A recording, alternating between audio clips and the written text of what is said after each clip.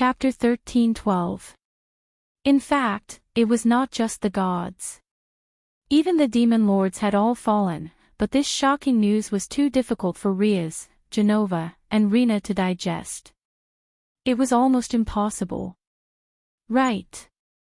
His eyes flashed as Dustless suddenly remembered the culprit who stole the holy sword. He turned into a golden rainbow and disappeared from the supernatural research department. Damn it, that bastard who pretended to be the Lord. Genova cursed Dustless in her heart. So what if he pretended to be the Lord, but why did he have to pretend so perfectly?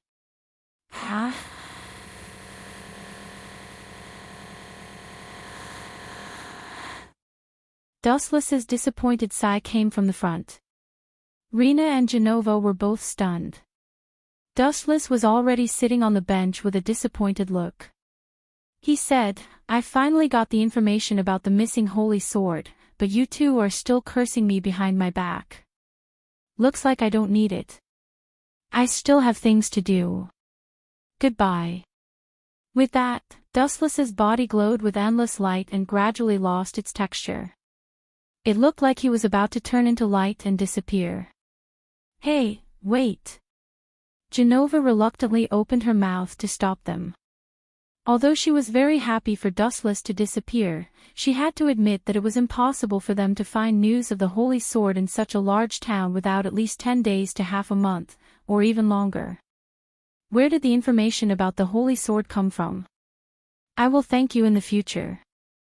Genova bowed in front of Dustless.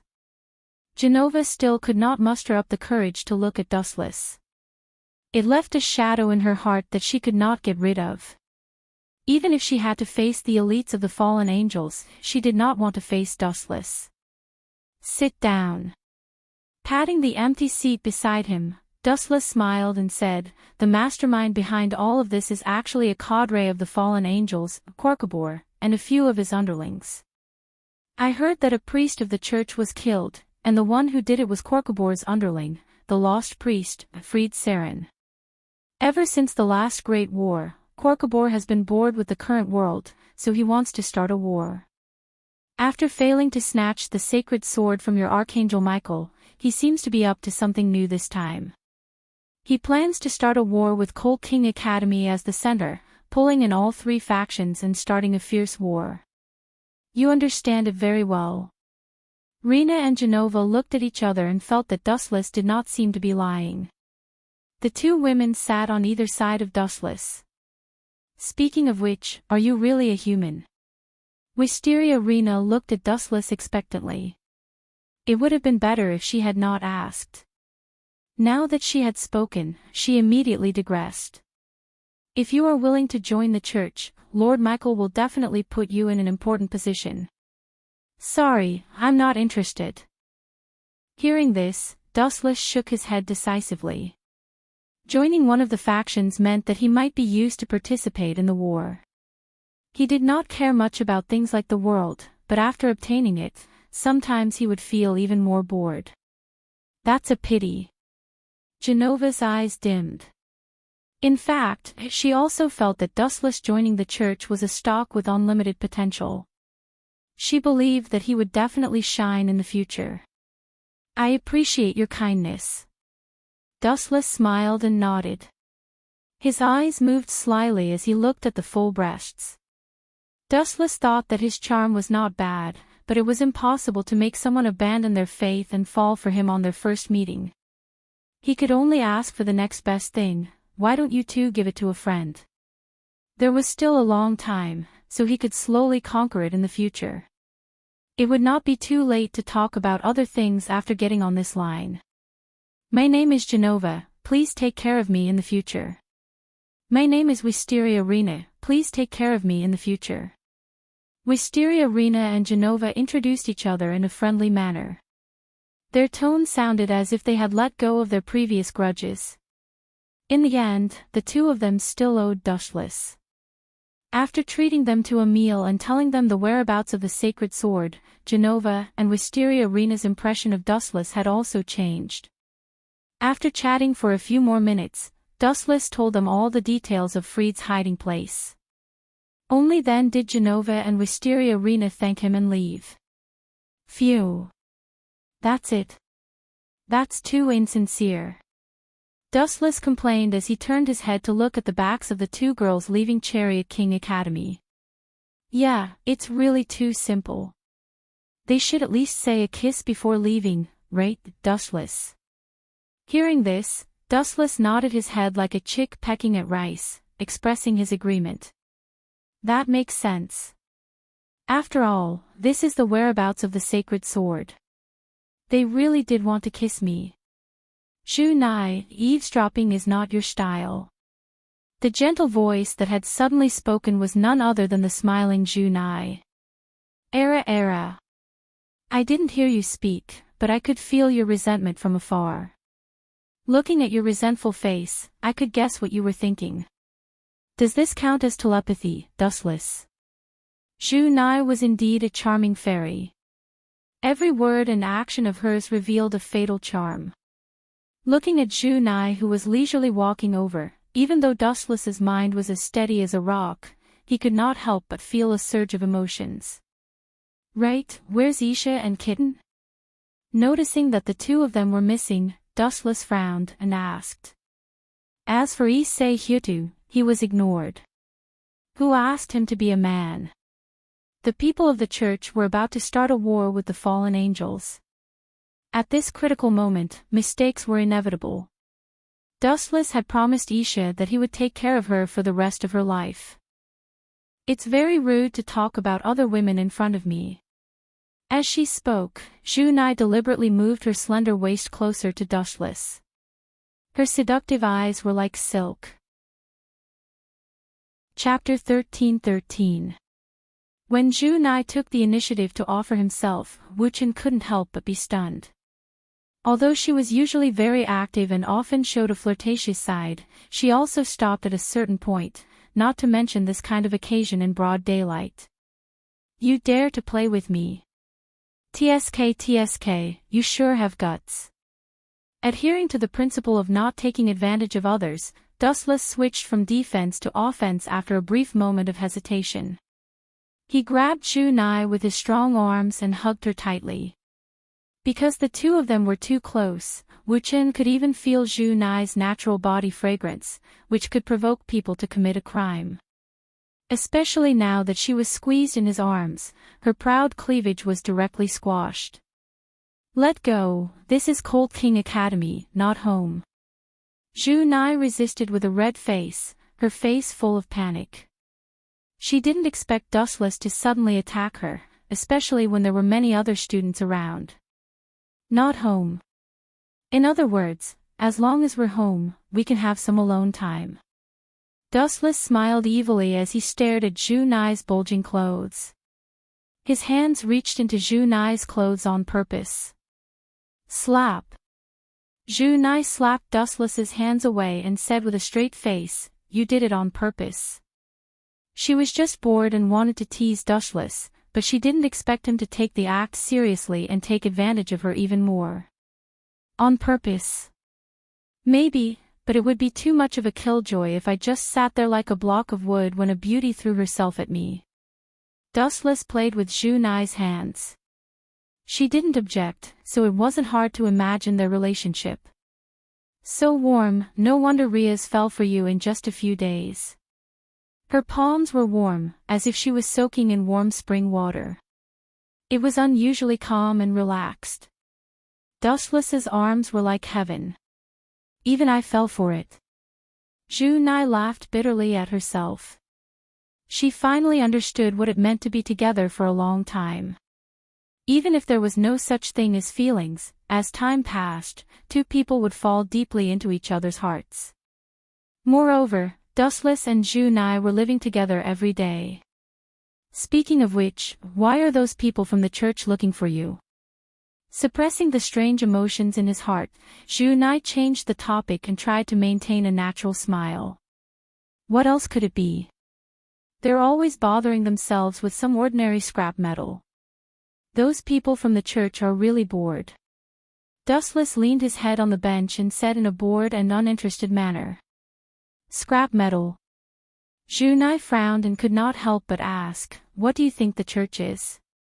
"They're not a junkyard." "I think so. In any case, the holy sword is no different from scrap metal in my eyes." Dustless shrugged casually. "Are you saying that the church's holy sword is a piece of scrap metal?" Junai glared at Dustless in annoyance. He couldn't help but cry out for those who had been killed by the holy sword. His eyes darted around, afraid that Archangel Michael would suddenly jump out and strangle Dustless. In the blink of an eye, a day had passed in the Supernatural Research Department.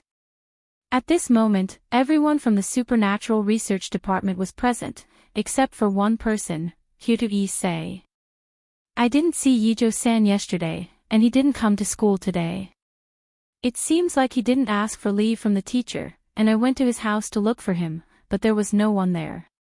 Frowning, Shiba Yuto said worriedly.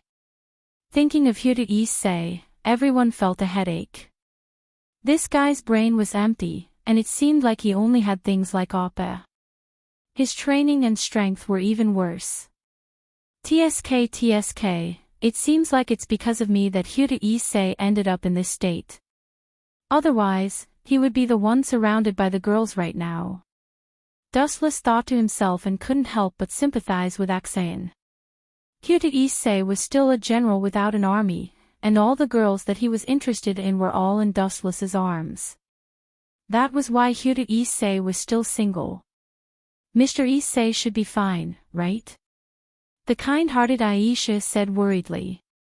Even though she had turned into a demon, she still maintained a kind heart. "No, Senpai is the host of the Red Dragon Emperor's Gauntlet, he won't be that useless. Although his strength is still very weak, I think he should be able to protect himself."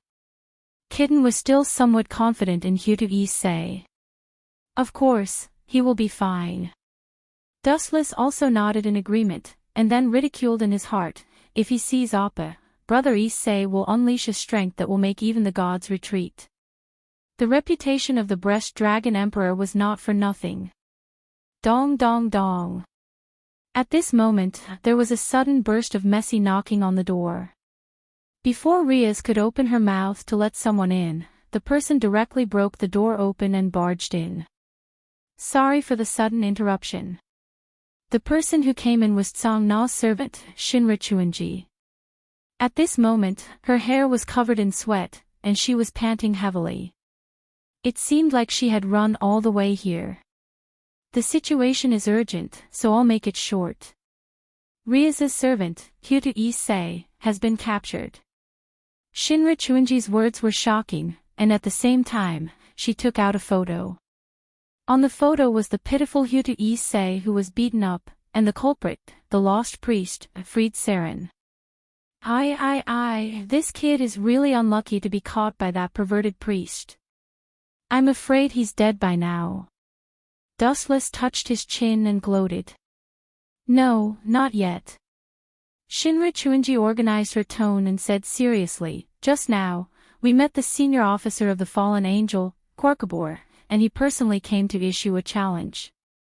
This time, Shinra Chuanji took out another photo. The two girls who were besieged were Genova and Wisteria Rena. Chapter 13-14. The two girls wielding sacred swords were in a sorry state, sweating profusely as they stood back to back, staring at the approaching enemy. Was this sent by Kokbor? Dustless glanced at Shinra Chuanji and asked. The picture was quite good, probably taken at close range. Kokbor probably ordered his men to take it to threaten Riaz. The atmosphere was tense, and no one said a word. In the middle of the picture was a close-up of Kokbor himself, flapping his dense black wings, his expression full of arrogance. As a cadre of the fallen angels, Kokbor did have the right to look down on others. This idiot called Kokbor looks like an idiot. Is he tired of living, or does he think that he is invincible and can look down on everything? Dustless spoke first to break the silence. I've decided to save them. Riaz followed suit. The decision was sudden, but her tone was firm. This time, it was not just about saving Genova and Wisteria Rena, as well as her kin, had to say. Everyone, get ready. They definitely did not expect to rescue the hostages after sending the picture. Ria spoke quickly. Her sudden change of heart seemed to be without a plan, but in reality, she had ulterior motives. Don't you need to prepare? The enemy is a high-ranking cadre of the fallen angels, someone who once fought against the gods.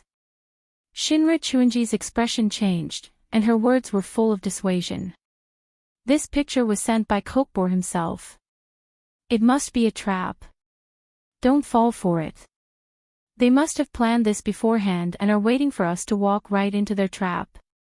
Of course, I know it's a trap. Before Rias could speak, Dustless spoke first. If we're afraid of the enemy just because it's a trap, then we're no different from a salted fish. Dustless's words made everyone unable to restrain their laughter. The originally tense atmosphere eased up quite a bit. You're crazy. Kokbor is a cadre of the fallen angels, not a normal pawn. Shinra Chuinji did not give up and tried her best to dissuade Rias. She said softly, the president hopes that everyone can wait for about 2 hours, and then we can. I appreciate Song's kindness, but I don't need it. This is a mission from the Supernatural Research Lab. She actually wanted to use this opportunity to test the strength of herself and the favored. After all, there would not be any major problems. After all, with the existence of the Bug Dustless, all problems would be solved. Under the dark night sky, the whole world was bitterly cold. In a remote outskirts, there were very few people here. All that could be seen were plains. There was only an inconspicuous and dilapidated church. The walls were covered with thick moss, and it had been abandoned for a long time. Swish! Swish! After a series of sharp whistling sounds, Dustless and the others appeared. Lie. He actually chose such a barren place as our burial ground. That fellow Korkabor is truly heartless. Rias and the others had wanted to sneak in and figure out the situation, but Dustless dissatisfaction spread throughout the night, and they were all exposed to the enemy. Ahem. I didn't do it on purpose. I just felt it. Dustless coughed awkwardly when he saw everyone looking at him with disdain. Thawed. Thawed. Thawed. At the same time, leisurely footsteps came from inside the church, along with an arrogant tone. Keek. Shitty Demon's teammates have finally come to save the Shitty Demon. Ah. Good, this time let me chop you all into pieces and feed you to the dogs. Hearing this crazy tone, Dustless did not even need to look to know who it was. Ah! All the trash demons are mobilized this time. 1, 2, 3. 5 or 6 came at once. This is enough for me to show off my skills. Fried carried his oddly shaped golden greatsword and shouted. He did not care about Rias and the others at all, and had already sentenced them to death. There are so many arrogant bugs like him. Doesn't he know that he's the reason why I hate him for smelling the air around him? Dustless waved his hand in annoyance. He realized that the air he breathed into his nostrils had a foul stench. You damned handsome gigolo, what did you say? Hearing that, Fried's gaze fell on Dustless. He was not an idiot. Naturally, he knew what Dustless meant. How dare he say that my mouth stinks? How dare he? Under everyone's gaze, Fried carried his gleaming holy sword and turned around, walking towards Dustless. His face was cold as ice. Shitty Demon, there seems to be a difference between you and them. Pointing at Rias and the others, Fried frowned slightly. His sloppy expression was somewhat restrained. He felt that there was a world of difference between Dustless and Rias and the others. How shocking. You can still see the difference between Rias and me. TSK, I didn't think that there would be a piece of trash like you in this backwater latrine. Dustless said with a smile, giving a thumbs up with a flattering expression. Pfft. Riaz, Junai, Tachin Kitten, Aisha, and the others could not help but laugh. Dustless's analogy was even worse than pointing at Fried's nose and scolding him. You're asking for it. I'll cut you into pieces right now. Seeing this, Fried flew into a rage. Holding the sacred sword he had stolen, he charged at Dustless. This young gigolo's strength was only half-baked, but his mouth was sharp and crafty. Chapter 13-15. Fried's crazy face was distorted, his eyes were filled with tyrannical light. The way he looked at Dustless was as if he had met the enemy who killed his father after so many years. Stupid thing. Seeing this, Dustless's pupils shrank, and a cold mist appeared around his body. Go to hell, you hateful gigolo. When he was only a few meters away from Dustless, Fried stomped hard on the ground with both feet. His body was like a spring as he jumped dozens of meters high. Trying to kill me with the force of falling. There is a disdainful sneer on the corner of his mouth. If he was killed in a daze, the Kage who was killed by him in the past, as well as the Marine Admiral, including the Captain of Death, will harass him in his dreams. What a bright light! Fried exclaimed. A small light suddenly condensed on his thumb, and it was the size of a thumb. You want to use this fluorescent light to resist me? Is today April Fool's Day? Fried held the holy sword with both hands and gathered 90% of his strength, intending to cut Dustless in half. Whoosh whoosh whoosh. It was also at this critical moment that a black shadow suddenly appeared and disrupted Fried's plans. Clang! Sparks flew in the void, and Fried's invincible attack was stopped. Kiba Yudo blocked the fatal attack for Dustless. You really like to meddle in other people's business. Dustless glanced at the blonde young man in front of him, and his tone was not frivolous, nor did he show any gratitude. That's right, damn handsome blonde, you really like to meddle in other people's business. Fried gritted his teeth. Because of Kiba Yudo's interference, Dustless's annoying face was still alive in the world, disgusting him. Leave Fried to me. He and I are old rivals. You guys go and save Ishii-kun. Kiba Yudo held his sword with both hands, completely different from his usual gentleness, revealing a cold murderous intent. Be careful, Yudo. Seeing how insistent he was, Riaz did not refuse Kiba Yudo's kindness and sneaked around Fried into the ruined church. Are you trying to ignore my existence? Fried glared angrily at Riaz, who was leaving in a hurry. Just as he was about to charge at her, an agile figure blocked his path. Clang! Yudo brandished the long sword in his hand. His swordsmanship was quite exquisite, and he forced Fried to retreat from tricky angles. You guys have fun, I'll be leaving first. Dustless waved his hand at Kiba Yudo as he hummed a tune and walked into the depths of the church like he was taking an afternoon stroll. Bastard, who allowed you to leave? Stop right there. Seeing Dustless's frivolous expression, Fried was furious. Seeing that Dustless had exposed his back to him, he knew that this was a rare opportunity to launch a sneak attack. However, what happened next made Fried vomit blood. Whoosh whoosh whoosh. The cold glint of a sword swept toward Fried. His heart was bleeding. Helpless, he could only retreat. The distance between him and Dustless increased until they completely disappeared. Bastard demon, that gigolo is a very important person in your organization. Otherwise, you wouldn't be protecting him so desperately. Fried narrowed his eyes and said. He could acutely sense that Dustless's identity was not ordinary. He is indeed extraordinary, but he is our department head's fiancé. Yudo did not try to hide anything. Dustless's identity was no secret. However, there is one thing that you are mistaken about. I did everything I could to prevent you from getting close to him, not to protect Dustless. Yudo took a deep look at Fried, whose expression was twisted with madness, and said bluntly, you misunderstood. I prevented you from getting close to Dustless because I know that you are not from the same dimension as him. I reckon that you will be instantly killed. This is not the ending I want to see. I still have a lot of questions to ask you, so naturally, I can't let you die so easily. Rather than protecting Dustless, it's better to say that I am protecting you. Inside the spacious and dilapidated church, the air was filled with the stench of rotting corpses, which was nauseating. There doesn't seem to be any powerful characters. His observation hockey spread quietly like a wave, and the entire dilapidated church was under the eyes of Dustless.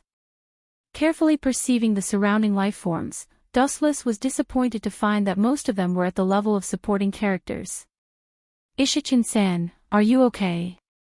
On the stone pillars supporting the entire church, Hyuta Issei was covered in blood and tightly bound by iron chains. His body was full of wounds, and it was estimated that he had been tortured before. There is someone else. Under the perception of observation hockey, Dustless found that there was a person tied on the other side of the stone pillar. When he approached, it was a familiar figure. Miss Rina E. Dustless walked to Rina Yi's side. Looking at her sleeping face, he couldn't help but frown. She's the only one who's been captured. Genova probably escaped unharmed. Speaking of which, where did Korkabor go? After loosening the bindings on Rina E, she was lying in Dustless's arms. She looked like a kitten, sleeping soundly and comfortably. Are you really a hostage? Wuchen smiled bitterly as he looked at Wisteria Irina, who was in his arms. Compared to Brother Ching, who was severely tortured, she was completely fine. Ta-ta-ta.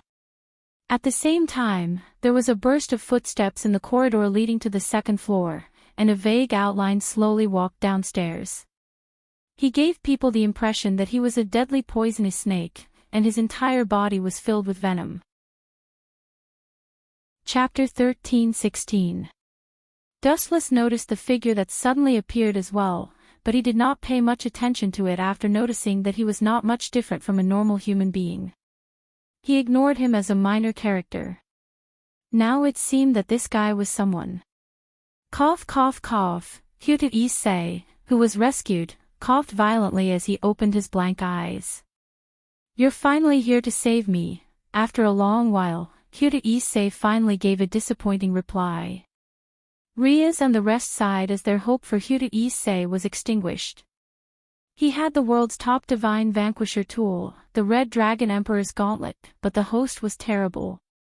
Hyuta Issei's decadence had something to do with Dustless. The Supernatural Research Department had almost become Dustless's harem.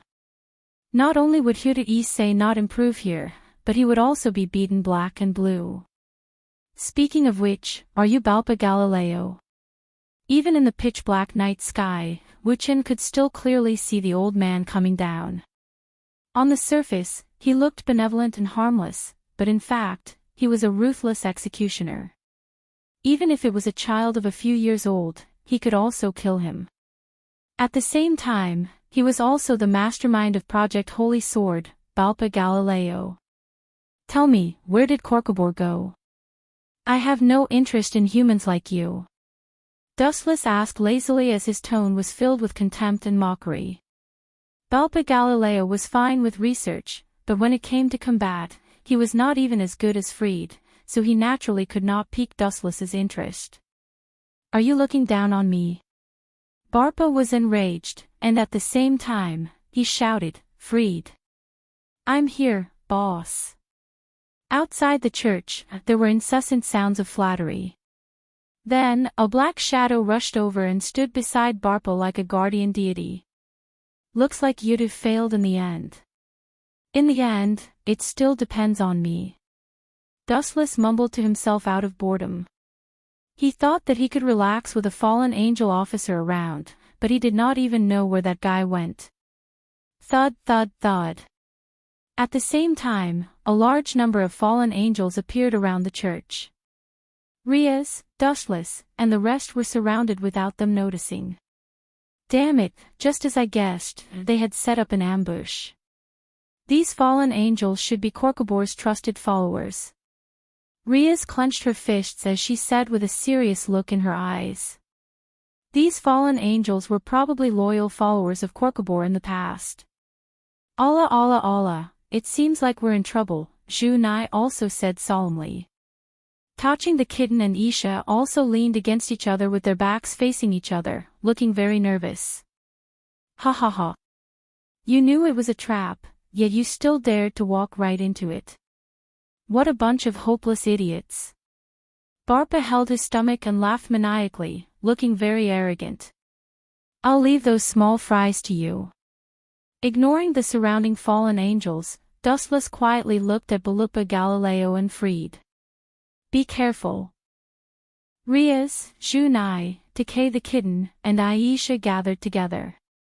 Not only did they have to defend against the incoming enemies, but they also had to do their best to protect Issei, who had fainted. Damn pretty boy, I'm not going to trouble you, but you still dare to come and die. Freed laughed savagely. He was indeed powerful, as he had already injured Kibayudu. Especially, Freed looked at Wisteria Rena in Dustless's arms and said sinisterly, You dare to fight me with a woman in your arms? I don't know if you're brave or you don't know how to spell the word death. Boom boom boom. At the same time, a fierce battle broke out around them. Riaz and Zhu Nai were fighting fiercely against the incoming fallen angels.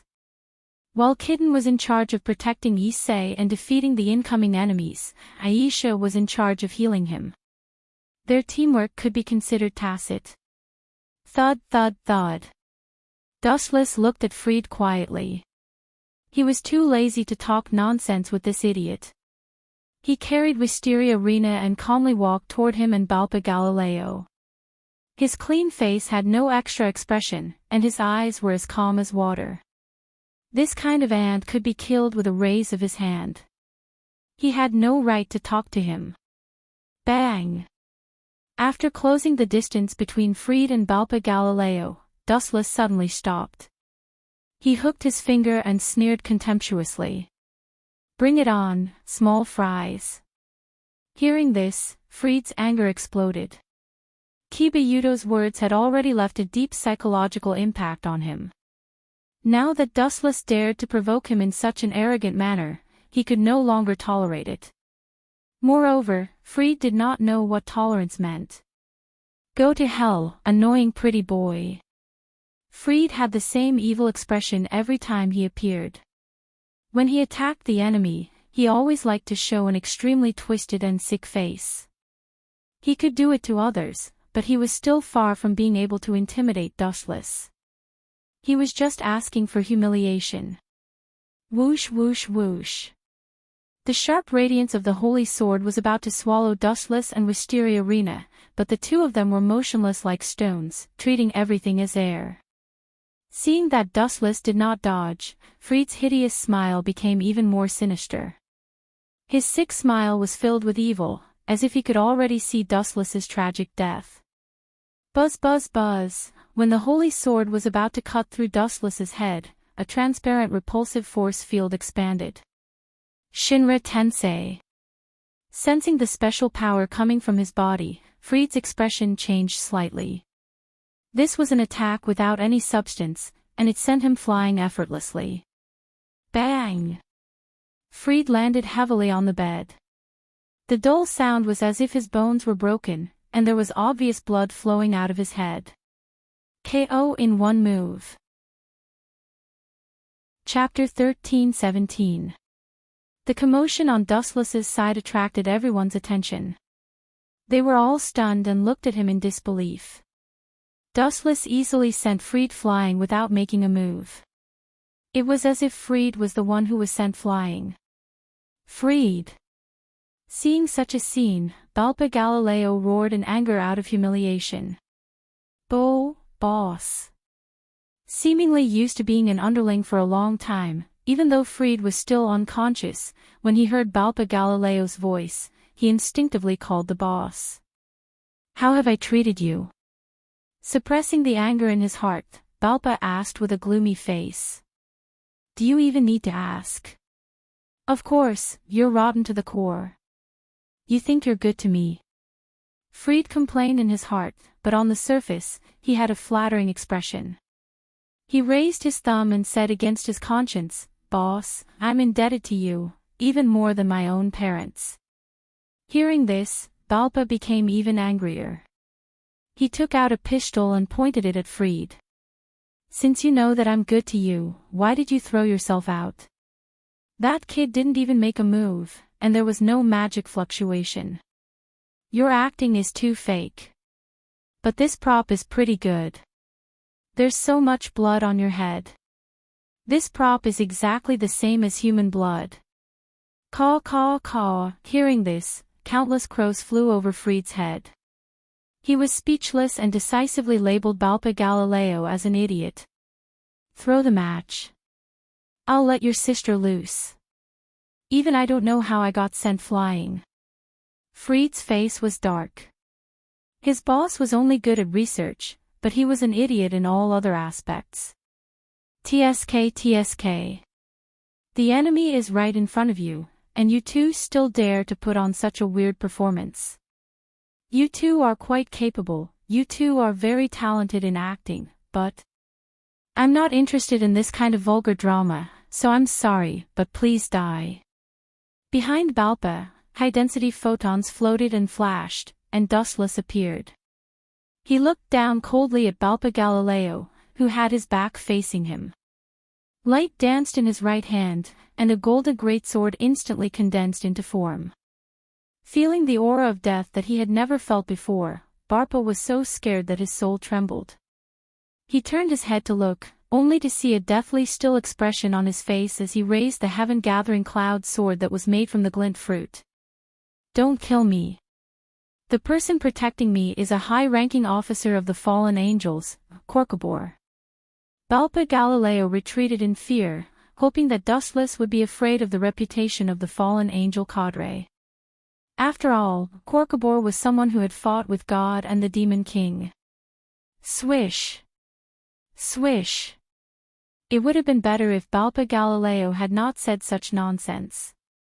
After he finished speaking, the heavenly sword of clouds fell even faster and instantly cut Balpa into pieces. Poochie! He was cut in half by Dustless like tofu. His eyes were wide open when he died, and his face was full of unwillingness. "That idiot. I've been looking for him for a long time." Dustless glanced coldly at Balpa Galileo's corpse, then stepped over it and slowly walked towards Fried, who was still on the verge of ascending to heaven. "Don't come over." Fried shouted in fear, scared out of his wits by Dustless's strength. However, Dustless did him a rare favor and stopped in his tracks at the first moment.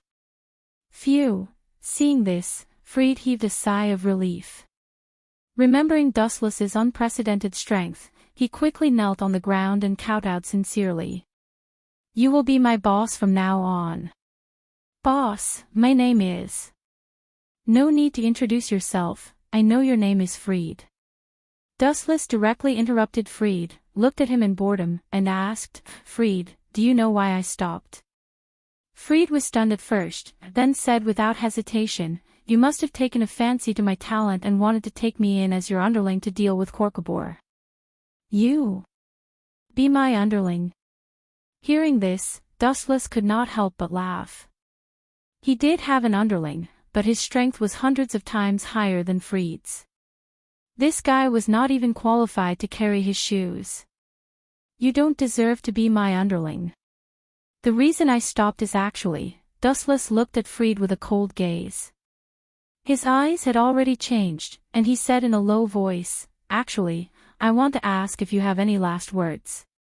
Based on your current answer, it seems like you don't have any last words. In that case, die in peace."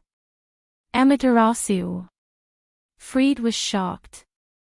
Just as he was about to flatter, his body lit up with black flames. At first, it was just a weak flame, but in the next second, it turned into a blazing black willow, the wisp, and swallowed him whole. "Ah, kill me." Fried, who was being burned by Amaterasu, was in so much pain that he wished he was dead. His tone was filled with regret, and it was chilling. Idiot, enjoy it slowly. After glancing at Fried, Dustless walked toward Rias and the others with light steps. The two of them were not from the same dimension, and the difference between them was too great. Dustless was not interested at all. It was just a one-sided slaughter. However, compared to Dustless, Rias and the others were having a much harder time. This was a trap that Korkabor had set up in advance, and they were invading without any preparation. Not everyone had the same strength as Dustless, who could crush the world 100 times over. Rias and the others were in a tough battle. Croc, croc, croc. The defensive magic circle that Rias had painstakingly set up was attacked by multiple forces. She could not hold it alone, and in the end, the magic circle could not withstand the pressure and was shattered. A dense cloud of magic bullets flew toward Rias and the others. Xiao Mao and the others were exhausted, and they could only watch as the magic bullets tried to destroy them all. Chapter 13-18. Rias, Xunai, Kitten, Aisha, and the others all had despair written all over their faces. Looking at the large number of fallen angels swarming toward them, they felt their scalps tingle and despair. Their fighting spirit also fell to the bottom, and they could not find their confidence again. They finally understood the saying that many ants could kill an elephant. Whoosh! Whoosh! Whoosh! A sky full of flashing magic attacks came whistling, and just as they were about to devour Rias and the others, a blue barrier formed under their feet. Binding Path 73, Mountain-toppling crystal. A triangular defensive barrier appeared instantly, turning into a sturdy barrier that blocked all kinds of attacks. Boom! Boom! Boom! A large number of magic light bullets all landed on the barrier, and a series of explosions sounded. The entire church shook as if it would collapse at any moment. The ground was also torn apart by the fierce battle. Boom! Boom! Boom! No matter how much the outside world exploded or how big the tremors were, Rias and the rest were not affected by the aftershocks. No matter what kind of attack happened, they were not affected. It was as if Rias and the rest were living in another peaceful world, free from the flames of war and the threat of death. How is this possible? Seeing how the barrier was so strong and indestructible, Rias and the rest were dumbfounded. Snowball was so shocked that it was undulating. It was not that they were ignorant, but the dreamlike scene in front of them had shattered their worldview. Don't look so incredulous, as if you are living in a fairy tale world. I can tell you clearly that what you are seeing is not a dream. A voice filled with certainty sounded in the girl's ears, and it instantly attracted Rias and the rest's attention. They were familiar with this cynical tone.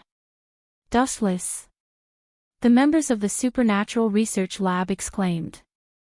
Whoosh! Whoosh! Seeing Dustless appear, these fallen angels also found a new target to attack.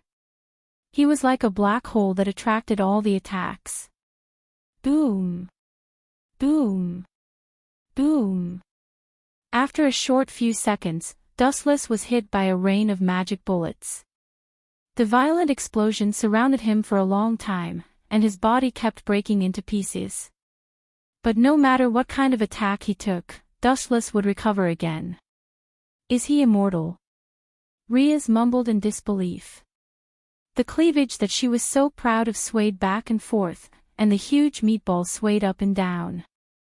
That soul-stirring arc made Dustless ignore the fallen angel's attack as he stared straight at Rias. You bunch of bugs. Frowning slightly, Dustless looked around at the fallen angel who was occupying the void. His eyes turned cold, and he rolled his eyes. It was as if a natural disaster had suddenly descended upon the world. Super Shinritensei. Boundless chakra erupted from his body, and the surging repulsive force destroyed everything in its path. Boom, boom, boom. The fallen angels floating in the air turned into dust in the air and disappeared without a trace. At the same time, they felt a lot cooler. Rias and the others were stunned to find that after the catastrophic attack, their surroundings were no different from the apocalypse. Not even a blade of grass grew. The abandoned church was nowhere to be seen, and the fallen angel's corpse was nowhere to be found. Only the ground beneath Rias's feet remained intact. The rest of the area had been renovated, and the soil hundreds of meters underground was exposed to the moonlight. So powerful. Hayato Issei, who had regained his senses, swallowed hard. The Red Dragon Emperor's gauntlet on his arm also flashed with an emerald light. He was also surprised by the powerful attack. Super Shinra Tensei's power and distance limit are minimal, or this town would have disappeared as well. Dustless did not bother to explain, and at the same time, under everyone's shocked gaze, his body started to change strangely. Bam! Dustless's body started to emit white smoke, and he turned into a block of wood. What's going on, Rias? As if their brains were not enough to process the change, Rias and the others asked like statues, their faces blank. Damn it, now I understand what he meant by those words. Looking at the mess left behind by the Super Shinra Tensei, Rias smiled bitterly. She was also stunned by Dustless's unfathomable strength. He once said that if one's strength could transcend the boundaries of race, then he would be the demon king and god, including the so-called dragon race. Now it seems that he was right. Rias's tone was raised by several octaves, and it sounded very sharp. If she did not see it with her own eyes, she would have thought that this was the aftermath of a fierce battle between the gods. Is it that exaggerated? Hayato Issei asked doubtfully in a low voice. His voice was so soft that no one could hear it. Of course, there was one special existence who was an exception, and he clearly heard Hayato Issei's complaint. That guy is not simple, at least he is not a creature of the same dimension as you. The Red Dragon Emperor's voice echoed in Hayato Issei's mind. His voice was full of vicissitudes, and he could not figure out how Dustless could do this. There was no magic wave. That explosive power that could destroy the world made even the Red Dragon Emperor's heart skip a beat. If he was not careful, he would be pulled into the underworld to accompany the evil spirits. Actually, you have to work hard. Even if you are not as good as that guy, you can still reach the point where you can look down on the world. The Red Dragon Emperor saw Hayato Issei's reluctance and tried to tempt him. The Red Dragon Emperor's strength was undeniable, but it was a pity that Hayato Issei's host was a weirdo. Only when he met something like Dustless would he be able to unleash his shocking strength. However, the sad thing was that his harem had all joined Dustless, and he had become a general without an army. Not only did he not have any Dustless, but he also had to envy Dustless's romantic encounters and live under Dustless's shadow. Chapter 1319. Really? Lord Red Dragon Emperor. Hayato Issei was so excited that his eyes almost turned into hearts. In fact, he was also a young man with 8th grade syndrome. He often dreamed of himself stepping on thousands of worlds and countless beauties rushing to throw themselves into his arms. You've changed your attitude a little too quickly, partner. Red Dragon Emperor was speechless. He even suspected that if he could give Hayato Issei great power, this guy would immediately kneel and call him Lord Red Dragon Emperor. Of course, you can even surpass that guy. Red Dragon Emperor said confidently. As one of the 2 sky dragons, his power was not to be underestimated. Korkabor hasn't shown himself yet. Could it be that he's going back to Chariot King Academy first? Rias suddenly gave a serious order. She seemed to have thought of something as her expression turned gloomy. Visible beads of sweat even dripped from her hair. The situation was urgent. Inside Chariot King Academy, a strange-looking building floated in the sky, controlled by someone's will. A man with a ferocious expression sat on top of it. He looked down at Chariot King Academy with disdain. A bunch of idiots. That's just my little trick to lure the enemy away. My real goal is to destroy this academy and this eyesore town, Korkabor said disdainfully. Ko Keber said condescendingly. He lifted his gaze slightly, his face calm and confident.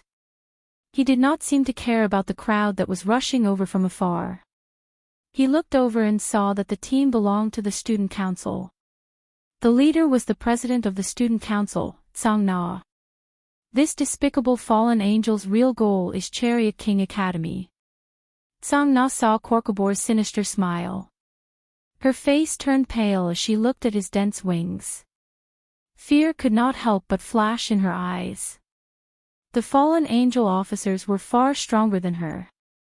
I've investigated your information. You're called Tsang Na Try, the younger sister of the demon king, Leviathan, Seraphil. If I kill you, according to Seraphil's personality, she'll definitely start a war with the fallen angels immediately. At that time, the angels will definitely be involved, and the three forces will start a war again. Ha ha ha, Korkabor laughed maniacally. He was so excited that he almost danced. Die, sister of the demon king, Leviathan, Tsang Na Try. Ko Keber said crazily. Light flickered in his hand, and a huge spear of light materialized in the blink of an eye. Ko Keber, who was holding the spear of light, became even more arrogant. The hearts of Tsang Nan and the others were filled with despair. She even began to hallucinate that the Grim Reaper was waving at her with a smile. Disappear. The light spear only had half of its power, so as to prevent any sudden changes, Korkabor threw it out. It was fine as long as it could kill Tsang and the others. Destroying this town could wait. So... The golden light descended at a speed that defied the laws of physics. In the blink of an eye, it was already close to Tsang Na and the others. She also closed her eyes in despair. Boom boom boom. An earth-shattering explosion erupted, causing the entire Cold King Academy to tremble. The ground was mercilessly torn apart, and the school building was flattened by the shock waves of the explosion. A bottomless crater appeared in the center of the building. I'm not dead. To Tsang Na's surprise, she was not dead yet. A divine golden light enveloped her. Big sister. Tsang Na was pleasantly surprised. The first person who could resist the attack of a fallen angel cadre was her sister, Seraph. Sorry, your sister is busy and can't come. Your brother-in-law is here. A teasing tone was heard, and Dustless's figure appeared. It's you. I don't have a brother-in-law. Watch your words. Tsang Na's face darkened, and she said in an unfriendly tone. Her good impression of Dustless for saving her disappeared instantly. TSK. You're denying me like this. Are you saying? Dustless leaned close to Tsang Na's ear and blew hot air, causing her face to turn red. Her delicate cheeks were especially charming. You want to level up and sit at the same position as your sister? You want to spend the rest of your life with your sister? It's actually very simple. Under what circumstances could she level up and sit at the same position, and be together forever? Marry Dustless together. You bastard. Tsang Na was so angry that she stomped her feet. Her body was shaking, and her followers were glaring at him. Who are you? Hurry up and give it to me if you don't want to die. You dared to ruin my plan.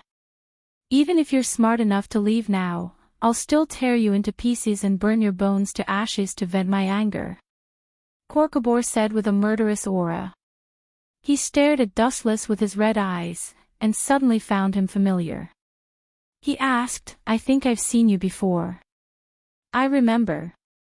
Oh right, you're the husband of Demon King Sazak's sister.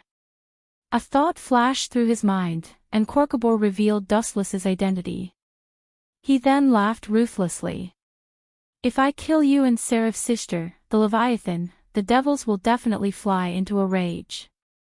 By then, the three great forces will definitely be plunged into a whirlpool of war again. Korkabor's expression was filled with fanaticism and excitement, as if he had seen the day his dream came true. Speaking of which, Freed and Barpa still have a lot of fallen angels. They should be holding you back. Why? Korkabor had a bad feeling as he stared at Dushless, who was smiling evilly. It's very simple. The me with Rias and the others is actually just a shadow clone. My true self has never left Chariot King Academy. Poor thing, you stupid crow. You actually thought that your plan was a success. How sad.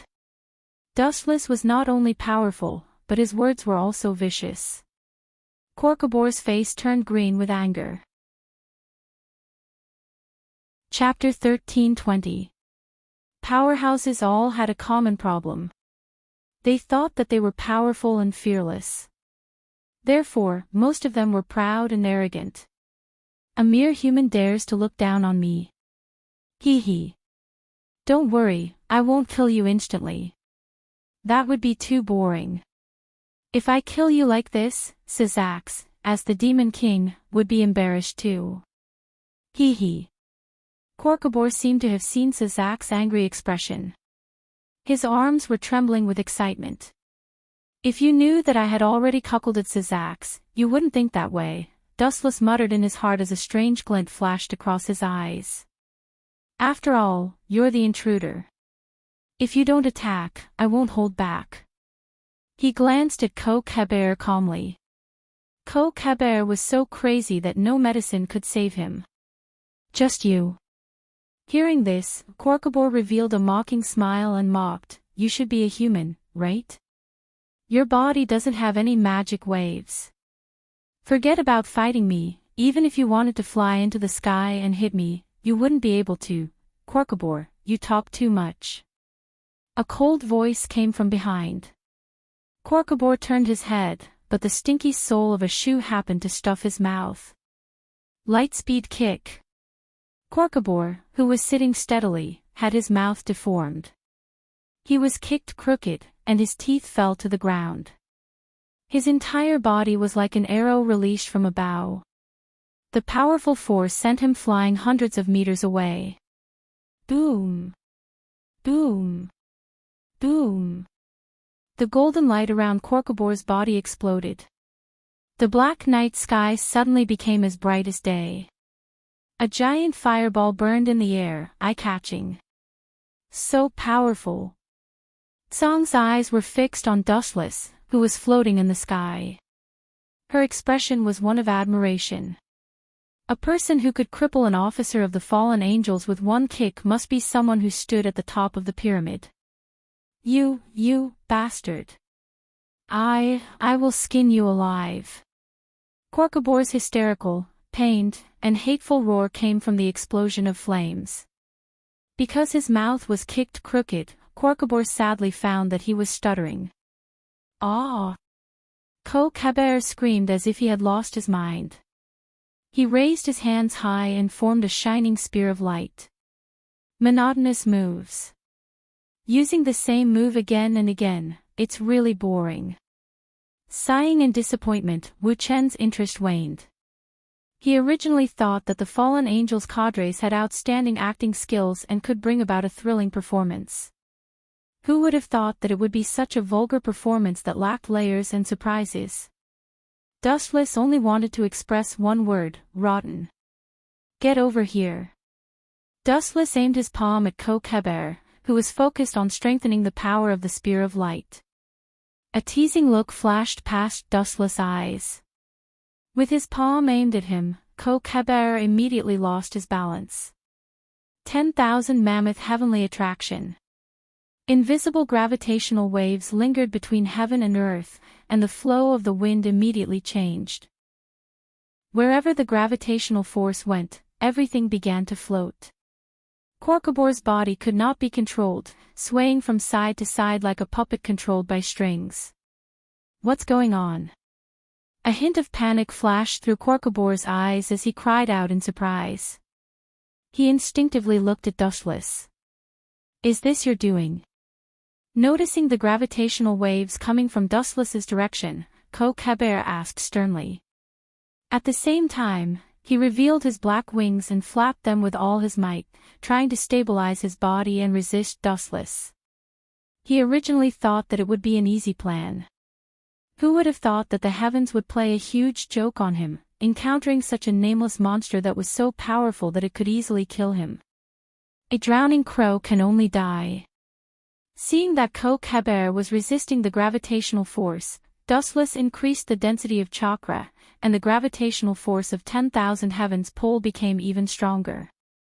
Whoosh whoosh whoosh. In the end, Kokhaber finally lost control of his body and was pulled over by the gravitational force. Go to hell. Driven mad, Kokhaber's murderous intent intensified. He used all his strength to throw out the unformed spear of light. Due to the inertia of the gravitational force, it almost instantly approached Dustless and exploded. Boom boom boom.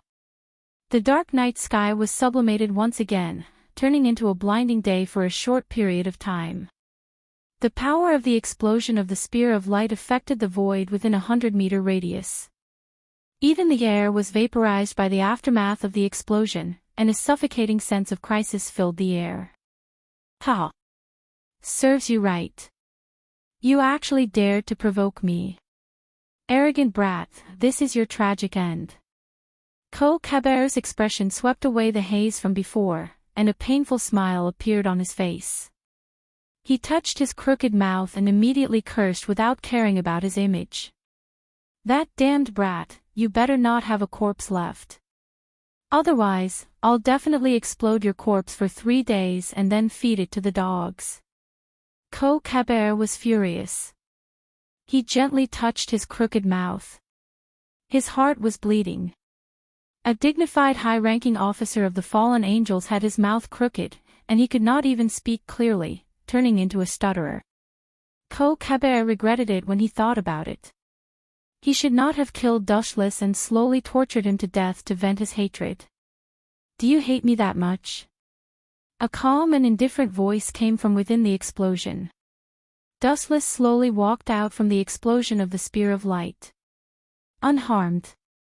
Kokhaber looked at Dustless in disbelief, his mouth twitching. He was completely fine after being hit by such a powerful move. This was not a movie.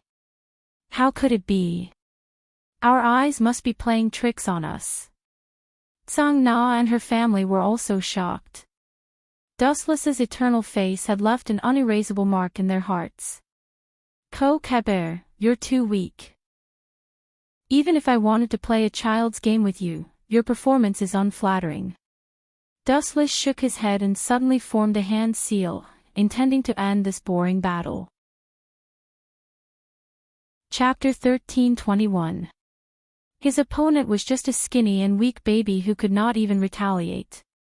There was no sense of accomplishment or interest in playing with him, not even comparable to a 4 or 5-year-old child. Dustless really had no desire to fight. B*****. Kokbor was enraged.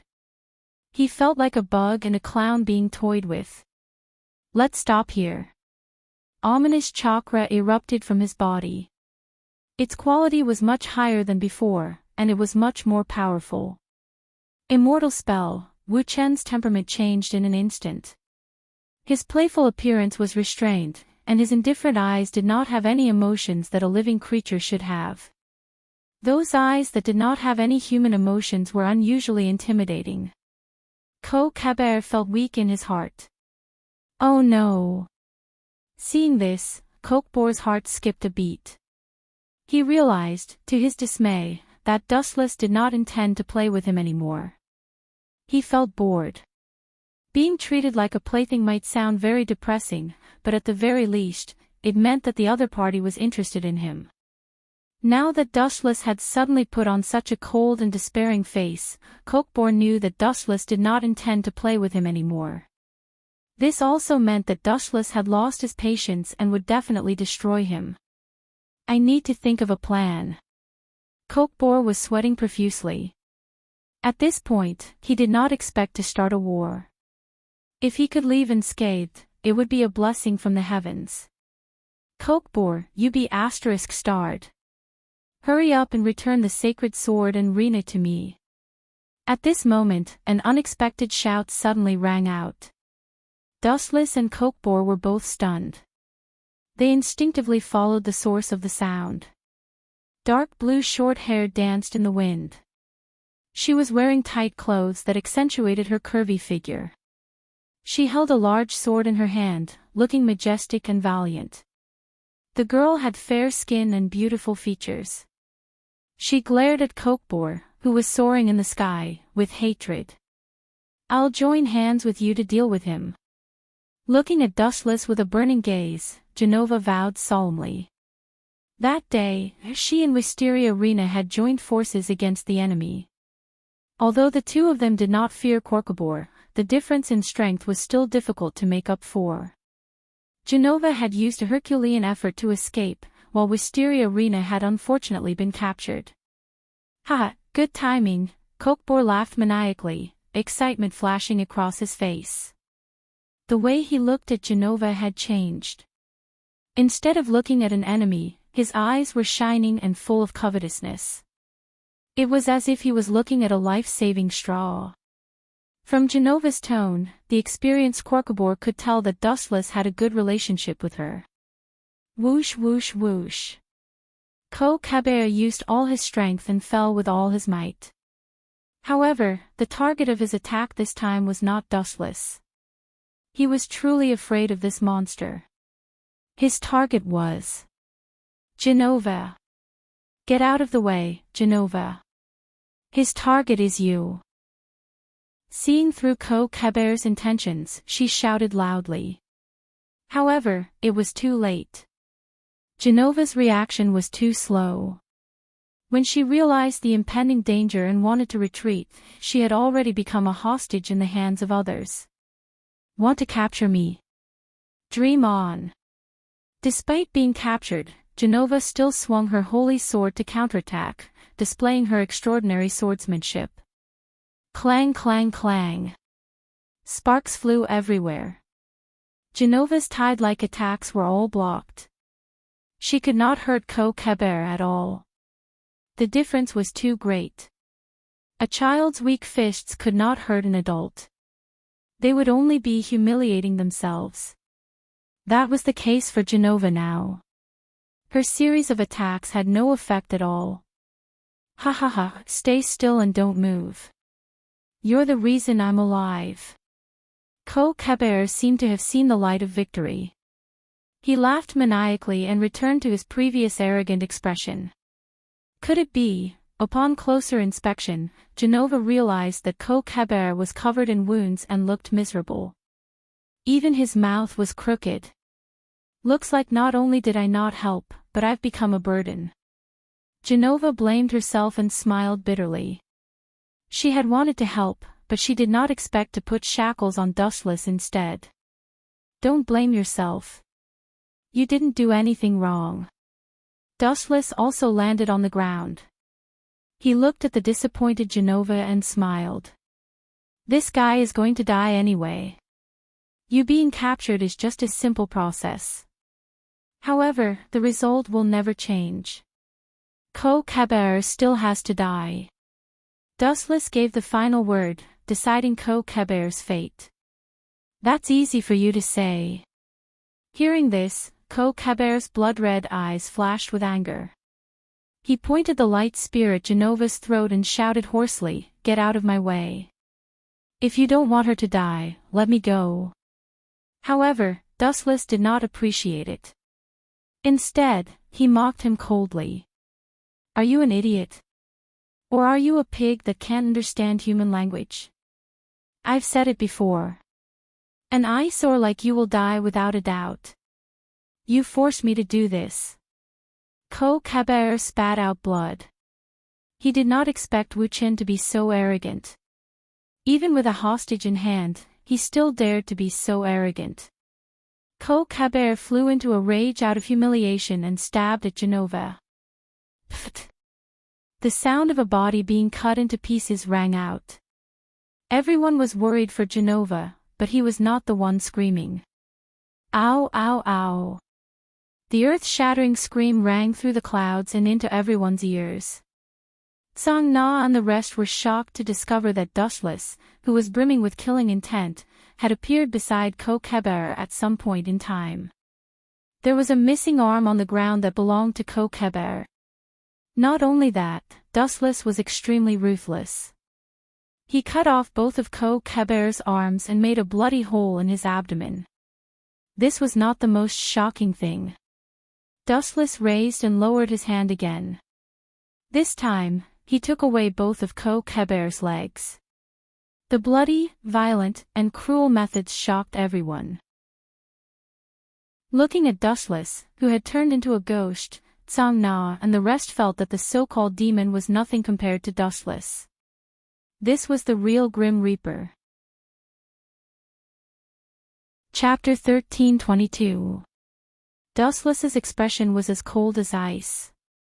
His eyes were emotionless as he looked at the screaming Korkobor on the ground. He then took Genova into his arms. "Are you hurt?" Looking at the frightened Genova, Dustless asked in a hoarse voice. His tone was rare and magnetic, and his cold face quickly warmed up. It was warm, and there was a touch of humanity in his voice. "I am fine." She realized that Genova's face was burning as she struggled on naturally. However, her insignificant strength was completely useless in front of Dustless. She was just asking to be humiliated and had no effect at all. "Don't move. This guy's not dead yet." Dustless looked at Genova strangely and held her even tighter. Genova's eyes flashed with depression. She felt Dustless tighten his grip. Her face turned even redder as if it could resist blood. "Maybe it's because I'm in the middle of a battle and I'm too focused to notice." Genova comforted herself. Dustless was holding on to a large ball of flesh. Due to his strength, it was squashed flat. Genova was also in pain, but she still endured it. "I hate it when people threaten me." Dustless raised his glowing greatsword again to stop Korkobor, who was screaming in pain, and said coldly, "I could have finished you in one go, but you chose the cruelest way to die. Is the brain of a fallen angel so useless? I'll haunt you even if I become a ghost." Korkobor's face was filled with despair. He no longer wanted to leave alive, especially in his current state. It was useless to leave alive. Therefore, he might as well die and drag Dustless down with him. Every second he lived was agony. With a decision in his heart, Korkobor used all the magic in his body to attack his lungs. His body, which had been cut off with 4 limbs, strangely expanded. Still planning to resist. Dustless's expression turned cold. The cold air shooting out from his face was as sharp as a blade. "No." Genova shook her head and carefully observed Korkobor's body. Her face was pale. He's going to self-destruct." "Self-destruct?" Dustless was stunned for a moment before he asked without hesitation, "Fallen angels can self-destruct? I remember that only demons can self-destruct." Genova did not expect Dustless to be so stubborn over such a small matter. Sensing the danger, Genova urged, "There's nothing strange about this. When I run out of ammunition, I can also self-destruct. Anyway, let's get away from him quickly. This guy is crazy and dangerous." "Ha ha ha, run. It's useless. My self-destruction can erase this town. Trash demons and trash humans will all go to hell. Everyone can accompany each other on the road to hell." Korkobor laughed maniacally, but he did not see the disdain that flashed across Dustless's face. "Caw caw caw." Because he had accumulated too much mana, Korkobor could no longer support the immense power. Visible cracks had already appeared on his abdomen. They could see the frightening amount of energy stored in his body. Once it was released, not just Chariot King Academy, but even the city itself would be severely damaged. Boom boom boom. After pausing for a few seconds, Korkobor's body turned into a bloody mist.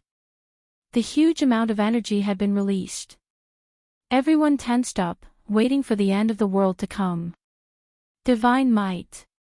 At the same time, the void suddenly twisted violently like a fried dough twist.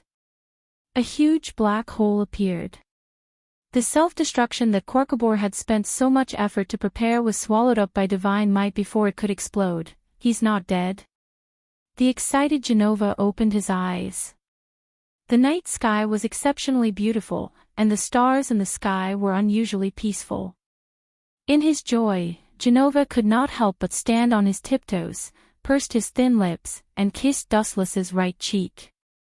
F***ck, I was ambushed. Usually, I'm the one who ambushes others. Today, I was ambushed. Dustless was stunned and looked at Genova in shock. Forget it. This annoying cockroach is completely dead. Dustless breathed a sigh of relief. Even the corpse was gone. Korkobor's aura and corpse had completely disappeared. If he knew that his carefully prepared self-destruction had been countered by Dustless, he would probably die in anger. Oh. Looks like we're one step too late. Looks like it's over. An excited voice came from behind. Dustless turned around and saw a beautiful figure descending from the sky. Caught off guard, Dustless fell to the ground. Thud. This was the first time Dustless had been pressed to the ground since he was born, and the initiator was Rias. Ouch, it hurts. Dustless rubbed his head, showing a pained expression. Sorry, I was too excited. Rias showed a worried expression. At the same time, she leaned over and kissed Dustless's forehead. She asked with concern, does it still hurt? Do you want me to rub it for you? It hurts, of course it hurts. This time, it's somewhere else. Hearing this, Wuchen looked at Rias with regret. He wanted to slap himself. How could he waste such a good opportunity on her? What a waste of God's gift. Where does it hurt? Rias asked with concern, hugging Dustless even tighter. It's here. You were on top of me just now. It hurts. It's probably swollen. It's best if you can help me take a few bites and rub it. Dustless pointed at his lower body. It was the most important part of a man. You dared to lie to me. Seeing this, Rias's face flushed red. She glared fiercely at Wuchen, but while everyone's attention was still focused on the shock of Kobor's death, she discreetly rubbed Wuchen's face a few times. Chapter 13:23. Dustless could not stop himself from feeling the soft touch of her hand. He was addicted to it, as if he was floating in the clouds. Dustless's soul was immersed in the warm spring water, swimming around in pleasure. TSK, what a natural seductress. After savoring it for a while, Rias retracted her hand with a blush on her face, leaving Dustless, who was still longing for more. Smack. After gently kissing Rias's face, Wuchen patted the dust off and stood up unscathed. You were lying to me, humph. Rias saw Dustless standing up proudly and immediately understood that he was making things up. She turned her head away unhappily with a look of disdain. Ahem, seeing this, Dustless coughed awkwardly. He noticed that everyone was looking at him differently, and some even took a few steps back. Rias, actually, I really, croak. Dustless prepared his words and was about to explain seriously when a bright light suddenly flashed in the dark night sky. There was also the sound of space shattering. A mysterious figure in white descended quietly, like a dragonfly skimming the surface of the water. Only a few people saw his existence, as if he had walked out of the shattered space. Those who could sense his presence could be counted on one hand. That's strange. I just caught Korkobor's presence. How did he disappear now? Where did he go? This is so troublesome. If it wasn't for Asashal's orders, I wouldn't waste my time looking for such a boring guy. Forget it, it's just a bunch of bugs. There was a ripple in the sky, followed by a voice mumbling to himself. It sounded extremely narcissistic and arrogant. "Who's there?" Using the weak moonlight, one could vaguely see the mysterious existence in the void. He wore silver armor, and its smooth surface was extremely bright, so much so that it could even reflect light. He also had a pair of cold and domineering eyes, and when he looked at all things in the world, he revealed a faint contempt. There was no one in this world who could invade his eyes. "Forget it, it's too boring. Let's leave and find a place to sleep." A human voice came from within the armor. Just as he was about to turn and leave, an unprecedented agitation came from his body. It was as if he was about to burst into flames. He immediately stopped. That feeling just now, could it be, hey, what's going on? Why do I feel like I'm going to die from the heat? Hayato Issei gripped his left arm tightly, or rather, he pressed down on his divine armament, the Red Dragon Emperor's gauntlet. There was a scorching current of air entering his body, as if it was going to burn Hayato Issei to ashes. It made him very uncomfortable, as if he had met his greatest nemesis. No wonder I had such a feeling. "So it's you, my old enemy." The mysterious existence floating in the sky murmured, completely ignoring the existence of Silver and the others, treating them as air.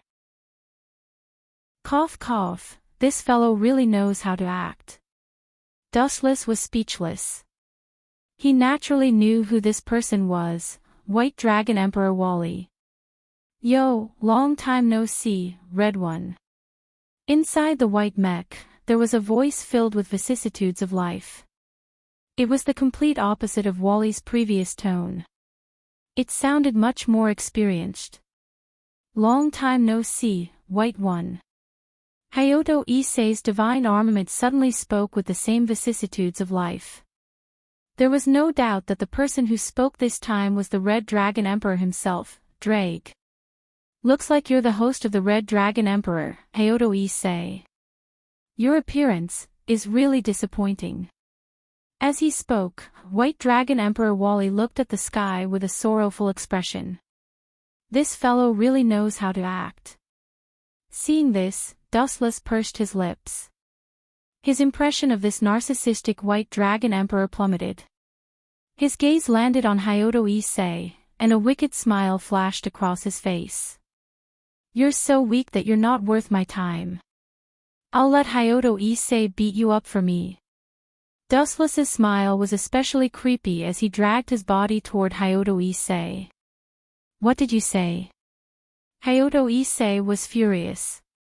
Wally was obviously calling him a piece of trash. "We're not that far apart in age, but there's a world of difference in strength. I can already enter the Tyrant Dragon mode, but you're really pathetic. Hayato Issei, and nobody like you is my enemy. This is really boring," Wally said in a compassionate tone. He was extremely arrogant and looked down on everyone else. It was as if he was at the top. "It's necessary to create some pressure for you to catch up with me." Wally's tone suddenly became gloomy.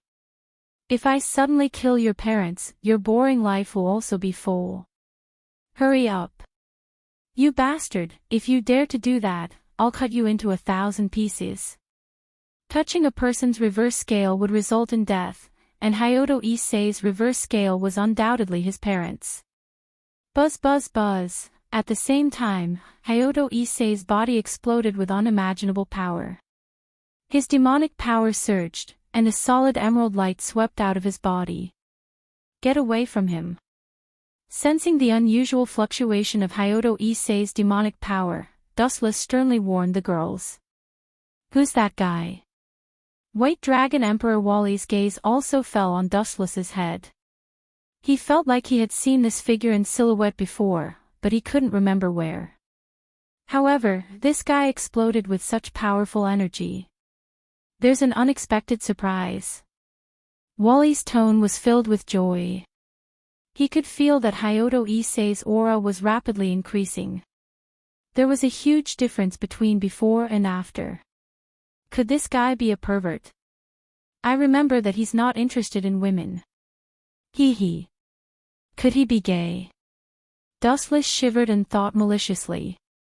In his heart, he had already categorized White Dragon Emperor Wally as a comrade. Chapter 1324. White Dragon Emperor Wally naturally did not know what Dustless was thinking. Otherwise, based on his personality, he would definitely fight to the death with Dustless in the end. Roar! Roar! An earth-shattering magical wave swept out of Hyuga Kazunari's body. His appearance gradually changed, and the emerald light that leaked out also started to change. It condensed into a solid armor that covered Hyuga Kazunari's body. It was impenetrable, domineering, and almost exactly the same as Might. His body exuded the aura of a dragon. TSK, this form is the so-called Forbidden Hand, right? It looks pretty good. Dustless nodded secretly. The current Hyuga Kazunari was dozens of times stronger than he was a few minutes ago, or even more. Ha ha ha. Look, Arubian. This guy is indeed not ordinary. My blood is burning at the same frequency as his. White Dragon Emperor Wally said excitedly. His entire body was shaking. He was even more excited than if he had eaten drugs. These two are indeed a match made in heaven. Dustless touched his chin playfully. The way he looked at Hyuga Kazunari and White Dragon Emperor changed. There was a special feeling that he had never seen before, gay. This was something that Dustless had just discovered. He suddenly felt that the two of them were very compatible, and gay was very suitable. Not bad. The people in the supernatural research lab nodded slightly. Although they were surprised by Hyuga Kazunari's sudden outburst, their emotions did not change much. Dustless had already defeated them, so they were slowly becoming immune to it. Hence, when they saw Hyuga Kazunari's outburst, they did not feel much. It was just a simple surprise. Roar! Roar! Roar! Hyuga Kazunari let out a roar that did not sound like a human's. Then, he stomped his feet and rushed into the sky. Seeing this, White Dragon Emperor Wally was not afraid at all. He flapped his transparent wings, and the two of them collided with a speed that was beyond human comprehension. Bang! Bang! Bang! A huge rumbling sound spread out, spreading throughout the entire world. The energy fluctuations that erupted caused people to shudder. Poochie! A faint crisp sound came from the sky. Then, a black shadow was smashed down, and a deep hole was dug in the ground. When he got closer, he saw that it was Issei Hyuga, whose face had been completely shattered. You're really weak and pathetic, City Lord. Dustless appeared beside Issei like a ghost, completely unaware of his presence. How did you get out? Even the White Dragon Emperor Wally, who was hovering in the sky, was stunned. He frowned as he looked at the smiling Dustless. What do you want? Are you here to watch me make a fool of myself? Pretty boy. At this moment, he was like an enraged hound. Whoever provoked him, he would come up and bite them. TSK, I'm here to help you improve your strength. To be honest, I'm not happy with that big white lizard either. It thinks it's so great, Dustless curled his lips and said disdainfully. He really didn't like people like Wally who thought he was the boss. Lizard. How dare you? I'm the same as Arubian. You're insulting me. Dradeleg's soul, who was hidden in the artifact, complained. At the same time, the Red Dragon Emperor's gauntlet kept flashing as if it was protesting against Dustless. However, he ignored it and didn't even look at it. Help me improve my strength. Hearing this, Issei Hyuga stood up excitedly and almost kowtowed to Dustless. You said it. Don't regret it. Dustless sneered and leaned close to Issei Hyuga's ear and slowly explained the whole story. What did you say? Are you sure? That bastard wants to castrate me. He doesn't want me to be a man. Issei Hyuga was petrified after hearing this. His mouth was so wide open that it could fit a fist. He subconsciously touched the thing that would carry on his ancestral line. He didn't expect Wally to castrate him. An unprecedented unwillingness burst out, driving Issei Hyuga's will. His magic power increased to a new level. At the same time, his artifact was also beeping non-stop, increasing Issei Hyuga's strength. Of course. Let me tell you, castrating you isn't the worst. That guy is a pervert. He came up with a lot of crazy ways to torture you. Dustless continued to talk nonsense. Issei Hyuga's power increased exponentially with every word he said. Wally plans to gouge out your eyes after capturing you alive so that you can never see Appa clearly. Then, he plans to cut off your arms and legs, and then, damn Wally. Issei Hyuga's magic power exploded like never before. The impact of the explosion burned everything around him. Everything that could be burned was set ablaze, and everything that couldn't be burned was turned into scorched earth. After being provoked by Dustless, Issei Hyuga's aura and hatred for White Dragon Emperor Wally reached a shocking level. He hadn't even built a harem yet, and Wally was going to castrate him mercilessly. Even his arms, legs, and eyes were going to be gouged out. How vicious was this plan? Issei Hyuga's mind was filled with strong resentment. He hated Wally so much that he couldn't compromise. Otherwise, a very important part of his body would be swept into the trash. Therefore, with his strong will, Issei Hyuga's magic power was even stronger than White Dragon Emperor Wally's. I can't be castrated, I can't have my eyes gouged out, and I can't have my arms and legs cut off. I still want to conquer Appa. I still want to learn from Dustless and build a huge harem and live a drunken life. Issei Hyuga's eyes were like torches. In order to protect this dream, he was willing to give it his all. Chapter 1325. Boundless mana erupted, and Hyodo Issei looked like a primordial being that had just woken up. There was no end to the energy wave that erupted from his body, and even Dustless was forced to retreat. Hyodo Issei was burning with green light, and the scene was terrifying. Everything that got close to him was turned into dust. This is going to be fun.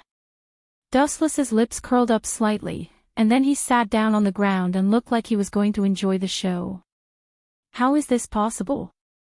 That kid just said a few words, and this idiot exploded. What kind of freak is he? White Dragon Emperor Wally sensed the energy wave that was overflowing from Hyodo Issei's body.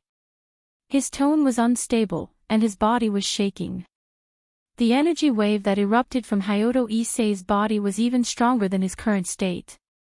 I heard that you have never been beaten up before. Today, I will let you experience what it feels like to be beaten up by someone. Stupid White Dragon Emperor. Dustless glanced at White Dragon Emperor Wally, and then raised his arm and shouted, Issei-kun, in order to not be castrated, in order to not have your eyes and limbs dug out, use all your power and defeat this jinx in one fell swoop, and build your own harem camp. When he mentioned the word harem, Hyodo Issei was as excited as if he was injected with chicken blood. He stomped his feet on the ground and shot into the sky like a cannonball. Boom! Boom! Boom! Hyodo Issei was like a rocket, and his feet were emitting high-density energy waves as he shot into the sky.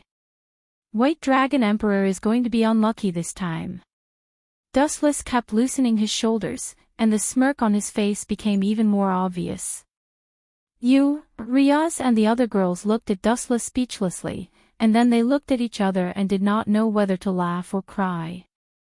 They did not know whether this Hyodo Issei was too naive or too stupid. Anyone could tell that Dustless's words were all made up to provoke Hyodo Issei. Bang! Bang! Bang! At the same time, two figures, one red and one white, were fighting fiercely in the sky, and the result of the battle was quite clear. Hyodo Issei, who had unleashed his little universe, was as ferocious as if he was on drugs, and he grabbed White Dragon Emperor and beat him up.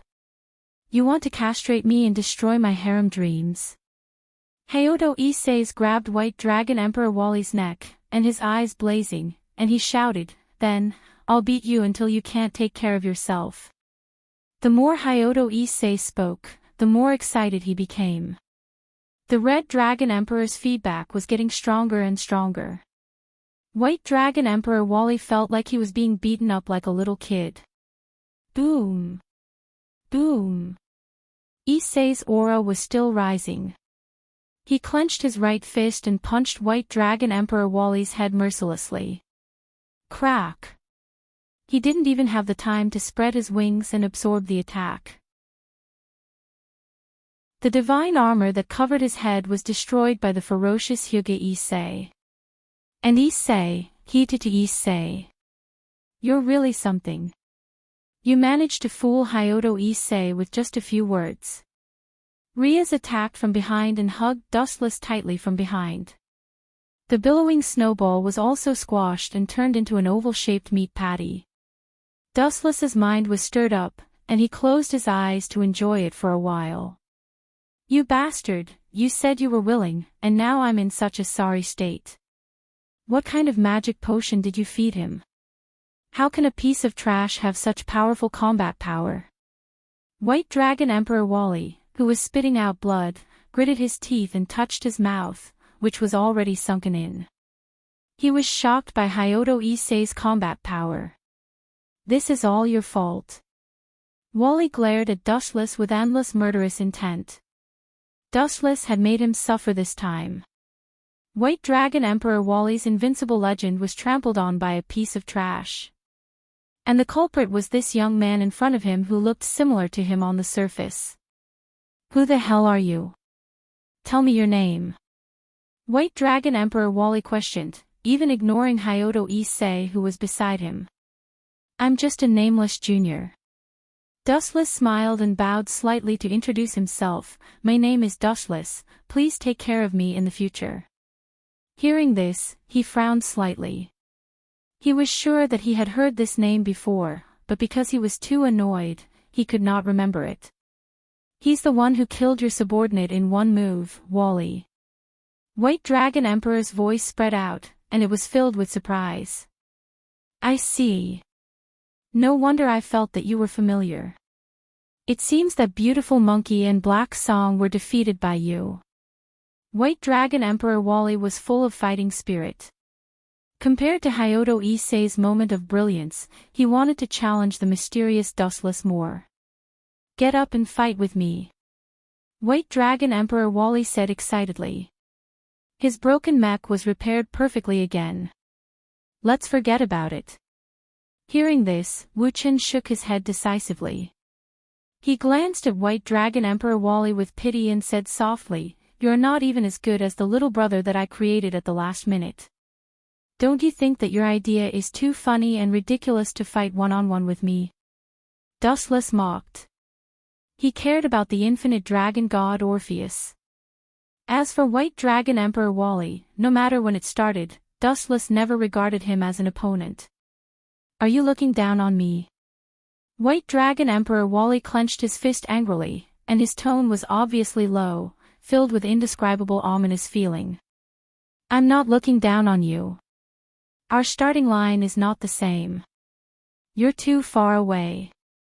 Gently glancing at White Dragon Emperor Wally, Dustless turned around and left with the girls. "Don't even think about leaving." White Dragon Emperor Wally did not give up. He flapped his wings and swept out like lightning. Chapter 13:26.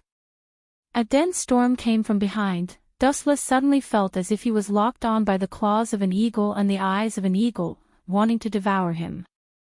"Stupid thing, do you really think you are invincible?" Wuchen stopped and turned his head to reveal half of his face. Wuchen turned a deaf ear to White Dragon Emperor Wally who was galloping toward him. He only gave a simple summary of the situation: what a self-righteous and arrogant young man. Little did he know that in this world where gods were everywhere, he was now just a very common existence, just like Dustless's former third brother, Uchiha Sasuke. Although he had high potential, he was now just a tiny grain of sand. Come here, don't even think about leaving. White Dragon Emperor's speed was extraordinary. His big hand covered with silver armor grabbed Dustless's head. Poochie! With a gentle grab, Dustless's head shattered and turned into bursts of photons. What's going on? White Dragon Emperor Wally felt incredible, and his tone was full of shock. This is one of my thousands of abilities, elemental transformation. Dustless calmly told him everything to satisfy White Dragon Emperor's curiosity. No matter what you understand, I have to tell you, with your strength, let alone defeating me, you can't even touch my body. You look down on me. White Dragon Emperor Wally asked in a hoarse voice, his tone was full of anger. Whoosh! At the same time, he didn't believe it and attacked again, turning into a storm and rushing toward Dustless. Boom! A heavy punch fell, and Dustless's abdomen collapsed again. However, what made Wally depressed was that Dustless himself was not hurt at all, and there was always a faint smile on the corner of his mouth, silently mocking him for overestimating himself. Facing Dustless, White Dragon Emperor Wally had a strange feeling in his heart. This was the most tragic thing in the world. The enemy was right in front of you, but even if you exhausted all your means, you couldn't shake him at all. Not to mention fighting with the enemy, even touching his body was as difficult as ascending to the sky. Do you only know how to use despicable tricks? White Dragon Emperor Wally had nowhere to vent his anger. He could only lose control of his emotions and yell, "It seems that you are just a small character. You have failed to live up to my expectations of you." Helpless, he could only provoke Dustless verbally. Who asked him to be so heaven-defying? However, Dustless was unmoved. He gave him a look of pity and turned around to walk away. You forced me to do this. The White Dragon Emperor's sinister gaze circled around Rias and the others. A look of savagery flashed across his eyes. I heard that Rias Gimli is your fiancé. Hee, if I'm not wrong, she shouldn't have the ability to avoid physical attacks. After saying that, White Dragon Emperor Wally looked at Dustless with a confident smile. You, as expected, Dustless leisurely stopped as a cold killing intent appeared in his calm eyes. Don't try to anger me. The price is not something you can bear. Hee, White Dragon Emperor Wally smiled and said casually, I heard from my subordinates that you have the same goal as me. No, you have a goal that is even more resentful than me. You want to capture the real Red Dragon Emperor, the Great Red, as a means of transportation. I don't even have such a crazy idea. Hearing that, Dustless suddenly understood what White Dragon Emperor Wally was thinking. He said indifferently, if you can't do it, it doesn't mean that others can't do it. Or, you think that my idea is too ridiculous and want to test my strength? Wuchen asked expressionlessly. He finally understood Wally's purpose. Suddenly, a person who was even more arrogant than him had appeared. Wally was probably unhappy and wanted to test him. That's right. I just want to see what kind of person you are. White Dragon Emperor Wally was full of battle intent. He was not afraid that Dustless would not agree to his condition. He continued, you can reject me, but I will attack your companions. After saying that, White Dragon Emperor Wally turned into a storm and swept over. He stared at the girls with a vicious gaze and finally, his gaze landed on Isha's head. He seemed to think that she was too young and did not have the strength. This way, he could better force Dustless to fight with him. I choose you. With a flap of his wings, White Dragon Emperor Wally's speed reached the limit. Under the black night sky, his silver armor was extremely eye-catching. Ah! Isha screamed in horror and could not help but take a step back with fear on her face. Whoosh whoosh whoosh. At the same time, a black shadow quickly came up and blocked Isha's path like a wall. You fell for it. Seeing that, White Dragon Emperor Wally was overjoyed. He gathered a majestic force in his right arm and smashed it mercilessly at the black shadow. This time, White Dragon Emperor Wally was not worried that Dustless would escape. Once he used a move that ignored the attack to dodge, Isha, who was behind him, would definitely be severely injured. She might even die. Therefore, Wally judged that Dustless would take his punch.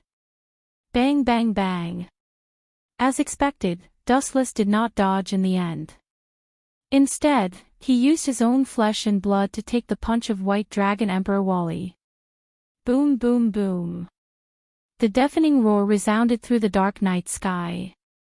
Everyone looked at Dustless in shock. They saw White Dragon Emperor Wally's punch hit Dustless directly. However, it was as if nothing had happened to him. He stood there unscathed, unmoving, and unwavering. How is this possible? Nothing happened at all. Wally's surprised tone spread and he subconsciously retracted his fist. His right hand that hit Dustless felt a little pain as if he had hit a meteorite. Dustless did not react at all. Instead, his palm was sore. At the same time, Dustless's form also changed dramatically. His whole body turned into a dark monster. Under the moonlight, it reflected a cold light. He entered the state of armament hockey. Chapter 13:27. White Dragon Emperor Wally was shocked, and his calm eyes rolled up. He didn't know why, facing Dustless in such a state, he suddenly regretted it. Specifically, he didn't know. In short, it was a simple word: regret. If I remember correctly, you should be 20 years old this year. Logically speaking, I shouldn't lower myself to your level, but you, this problem child, don't seem to appreciate it. You don't know what's good for you and want a yard after getting an inch. Wu Chen's eyes were filled with monstrous killing intent. He had experienced several worlds and was an out-and-out monster who was hundreds of years old. He didn't intend to bully him. However, this kid didn't know when to back down and asked for a beating. Don't you want to witness my strength? Now I've changed my mind. Open your dog eyes and see it clearly.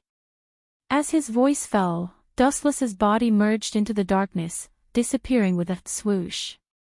Where did he go? White Dragon Emperor Wally quickly looked around. It was the first time he had seen such an abnormal movement speed, which coincided with the fleeting speed of light. Idiot, behind you. Mockery sounded behind him, and White Dragon Emperor Wally quickly turned his head and greeted him with a dark iron fist. Boom! The fist covered with armament hockey was invincible, and under the brutal and powerful attack, White Dragon Emperor Wally suddenly disappeared. Boom boom boom.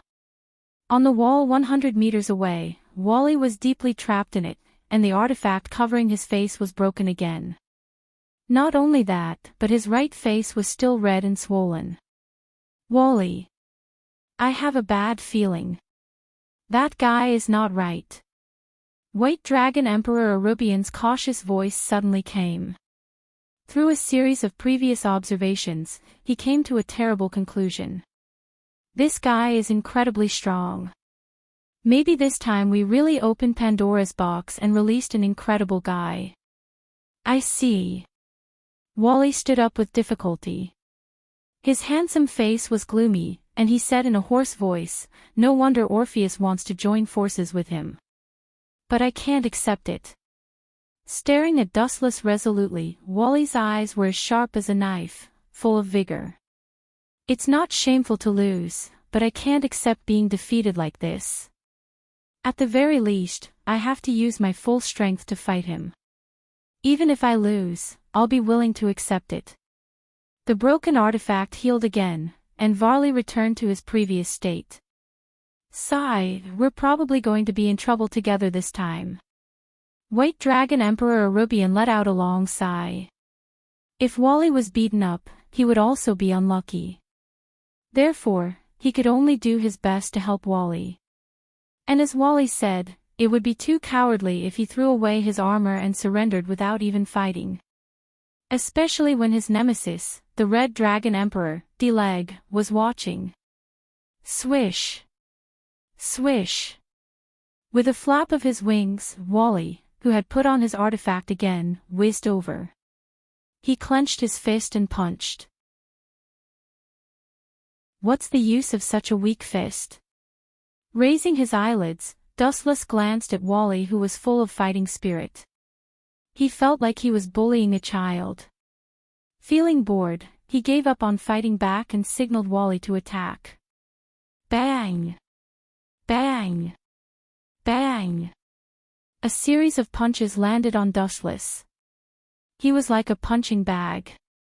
He didn't fight back and just stood there motionless. Wally's punches landed on him, and there was only a boom boom boom sound. Meanwhile, Dustless himself was unharmed. He just looked at the crazy Wally with pity. Boom boom boom. The punches were still raining down. Dustless just stood there motionless, allowing Wally to fight back. Gulp. This unprecedented scene shocked everyone. Whether it was Rias, Tsang Na, or Hyodo Issei and his artifact, the Red Dragon Emperor, they were all deeply shocked. Dustless, who was being attacked, looked calm. The attacks that landed on his body were like continuous rain. He didn't feel anything at all. How is this possible?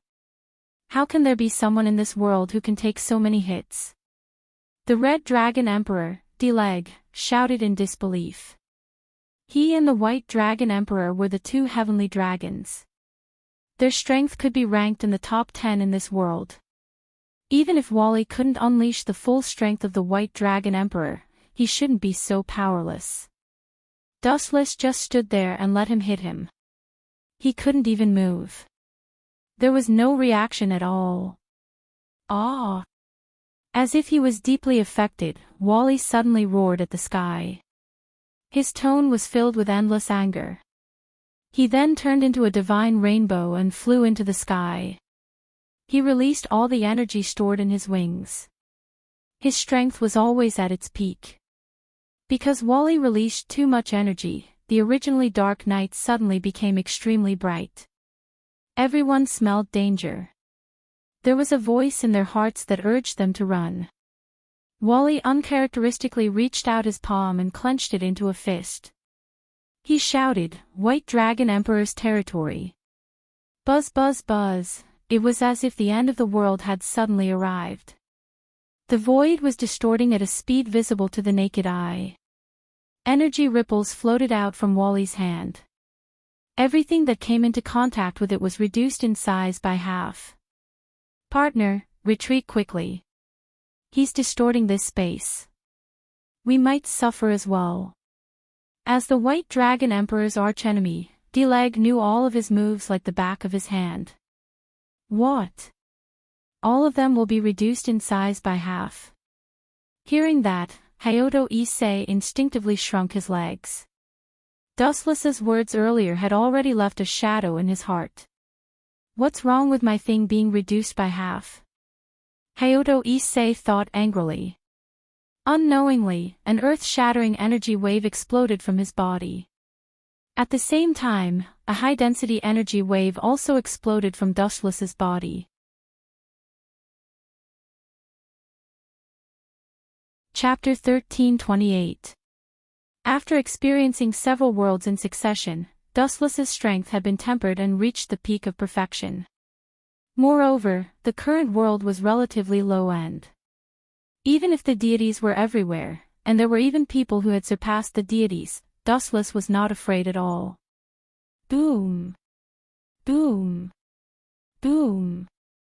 The power that had accumulated in his body for hundreds of years exploded and dispersed. The Chariot King Academy disappeared in an instant. The boundless tide of energy spread out, and the vast and endless horizon suddenly seemed to have been blown up by waves, one after another, stretching out for dozens of kilometers. Even the stars and the moon in the sky were covered by the waves. The distorted space instantly calmed down. Dustless did not even make a move. He used his own aura to suppress the gradually shrinking dimension, and everything returned to normal. What kind of power is this? White Dragon Emperor Wally opened his mouth and loosened his clenched fists. He was desperate.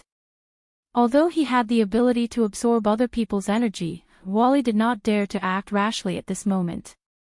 If he acted rashly, he was afraid that his body would explode from the scattered energy waves.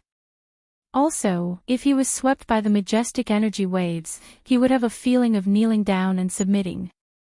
It was extremely oppressive and domineering. Whoosh! Whoosh!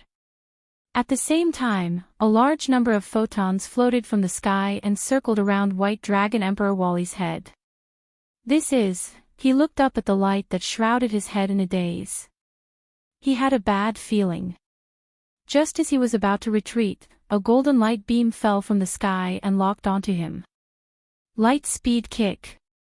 White Dragon Emperor Wally did not even have time to react before he was suppressed by a powerful force. Boom! Boom! Boom! He was mercilessly kicked down from a height of more than 10 meters. He was dizzy from the fall and almost fainted. Wally smashed a large deep hole in the ground. No, this guy is too scary. I only have a chance of winning if I enter the T-Rex mode. With this thought in mind, Wally was about to reveal his true appearance when he suddenly felt pain on his old face. Whoa whoa! Wally roared with all his might, but he realized that he could not speak. A huge foot sealed his face. Dustless looked down at White Dragon Emperor Wally with a deadly expression. He had trampled on his dignity and pride until they were worthless. He had used his overwhelming strength to severely injure Wally. He had displayed strength beyond the knowledge of living creatures. I advised you not to provoke me before. Do you regret it now? Woo woo woo. Wally protested loudly, but his face and mouth were stepped on by Dustless, so he couldn't speak at all. He could only whimper, looking extremely aggrieved. You don't have a good memory. Dustless aimed at Wally's eyes, and the latter immediately felt the aura of death. Whoosh whoosh whoosh. With a flick of his finger, a flash of light whizzed out. Just as it was about to pierce through Wally, a sudden change occurred. Bang bang bang. When the light was about to pierce through Varley, a black shadow rushed over. At the critical moment, a huge magic fluctuation burst out and snatched Varley from Dustless' hands. Boom boom boom. The beam missed its target and created a large crater in the ground. Victory and defeat have already been decided. There's no need to kill him. The shadow who saved Wally chuckled. He tried to remain natural, but his nerves were tense, and he was always on guard against Dustless. If I didn't kill you, you would continue to hide, Mr. Governor of the Fallen Angel, Athasiel. Dustless raised his head and looked at the middle-aged man in front of him. He had a vague understanding of him. This guy discovered me long ago. Athasiel's eyes widened, then he smiled bitterly and said to himself, really, I thought this guy didn't discover me. It turns out that he deliberately killed me to force me out to save Wally. No wonder Corcobor's aura disappeared. He was probably killed by this guy. Athasiel guessed that the culprit must be Dustless. He had seen the battle with White Dragon Emperor clearly. The giant race mercilessly trampled on the dwarf race as easily as bullying the dwarf race. White Dragon Emperor Wally was like a clown, being played and beaten. Any attack was just asking for humiliation. Athasiel was even sure that if Dustless wanted to, this battle could end in the blink of an eye. Let's stop here. After all, he's still a hot-blooded young man, just a kid who hasn't grown up. Athasiel smiled and said in a sincere tone, indirectly admitting defeat for Wally. Although White Dragon Emperor Wally was unwilling, he still lowered his head. Just as Athasiel said, he was just a kid who hasn't grown up in front of Dustless. Even if the opponent is an insensible kid, it will still be very troublesome to provoke me often. Just don't do it again. Dustless said indifferently. He knew that Athasiel was pleading for mercy, so he didn't make it difficult for him. Sorry, I'll definitely pay you a visit when I'm free. Athasiel heaved a sigh of relief. Dustless was planning to let bygones be bygones. If they really fought, he had no chance of winning. Goodbye. Dustless glanced at Athasiel indifferently, then turned and left. Riaz and the other girls looked at each other and decisively followed. Who is that guy? He's so strong, he shouldn't be unknown. White Dragon Emperor Wally smashed the ground hard. His expression was filled with annoyance and unwillingness. Being beaten up by Dustless made him feel extremely uncomfortable. His whole body was burning up. God knows who he is, but fortunately, he's not our enemy. Wiping away the cold sweat on his forehead, Aesir smiled in relief. I keep having the feeling that going against that guy is the same as going against God. An invulnerable enemy was a nightmare. I'm going back to train harder. Let me know when the three-party meeting starts. I'll definitely surpass him. As soon as he finished speaking, White Dragon Emperor Wally disappeared without a trace.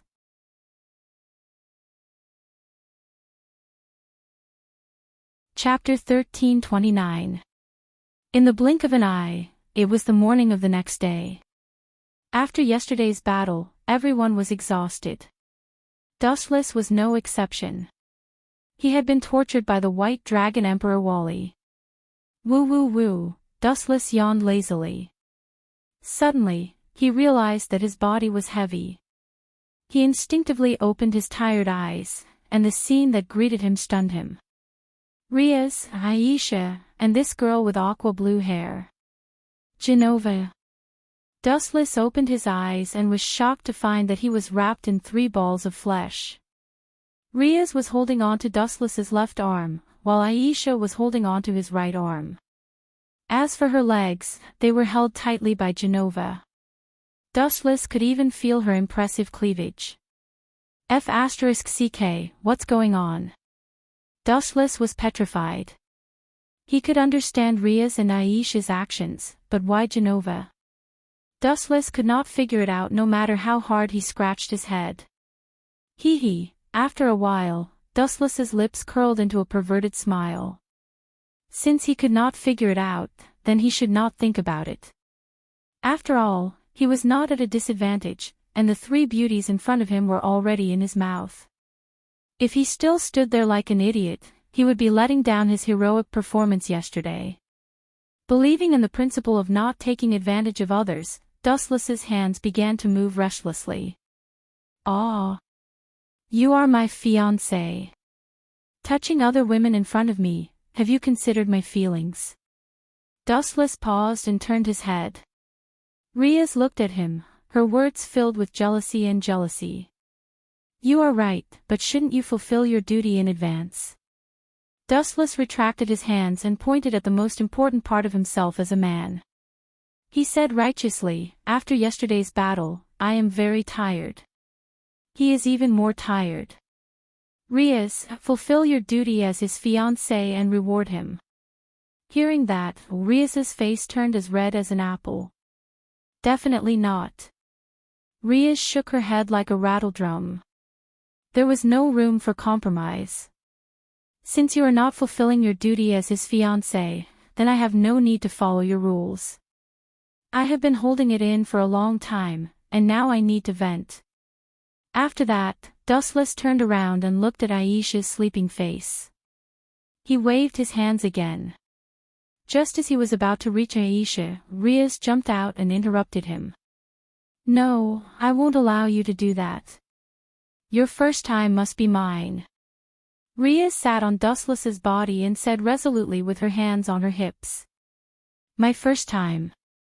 Hearing this, Wu Chen laughed involuntarily. How many times had he given Riaz? But that's of the mind's eyes of it, of the world, of course, I'm. But eyes of the eyes, eye of the eye. Of the eye of the eyes of the eyes. Rhea scratched her head, looking like she was having a headache. She did not expect to be troubled by something like this. Rhea's. Why don't I remind you? Wu Qin stared at Rhea's enchanting thin lips and said meaningfully, a stupid woman only has one mouth, but a smart woman has 3 mouths. This is why those smart women can keep men captive. 3 mouths. Hearing that, Rhea was stunned. Looking at Dustless's mysterious face, her eyes lit up. Are you saying? Dustless smiled but did not say anything. He only pointed at his mouth. You. Hearing that, Rhea's face turned red. She glared at Dustless angrily and asked, if I don't do that, what will you do? Do you even need to ask? Dustless rolled his eyes and said angrily, I'll definitely cheat on you. Staring fiercely at Wu Qin, Rhea had no choice but to compromise. She looked at him with a complicated gaze and then sighed deeply. She might be able to take a good-for-nothing man for herself, but for a man who was the best in all aspects, Rhea felt pressured to monopolize him. In the end, Rhea could only follow Dustless's arrangement and drink all of Dustless's things. When she woke up in the afternoon, Rhea's jaw was no longer sensitive enough to speak. Speaking of which, I can understand Rhea and Aisha sleeping with me, but you. During lunch, Dustless looked at Genova in confusion. It's no big deal. Junai said there's no place to sleep, so I can only squeeze with you guys, Genova said to Dustless calmly as she chewed on her drumstick. You're not a demon anyway. Then, Genova added, I don't mind, so why would you mind? Or are you afraid that I'll take advantage of you? You're right. Forget it.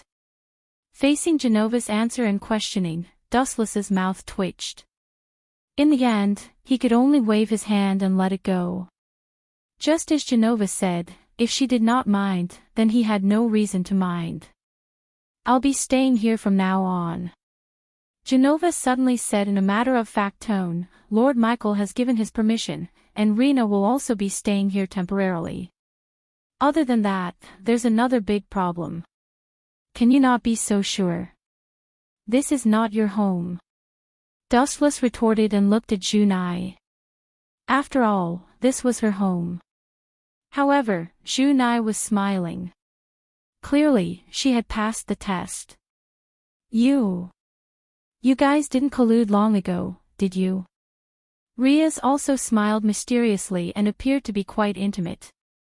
Dustless suddenly felt like he had been betrayed.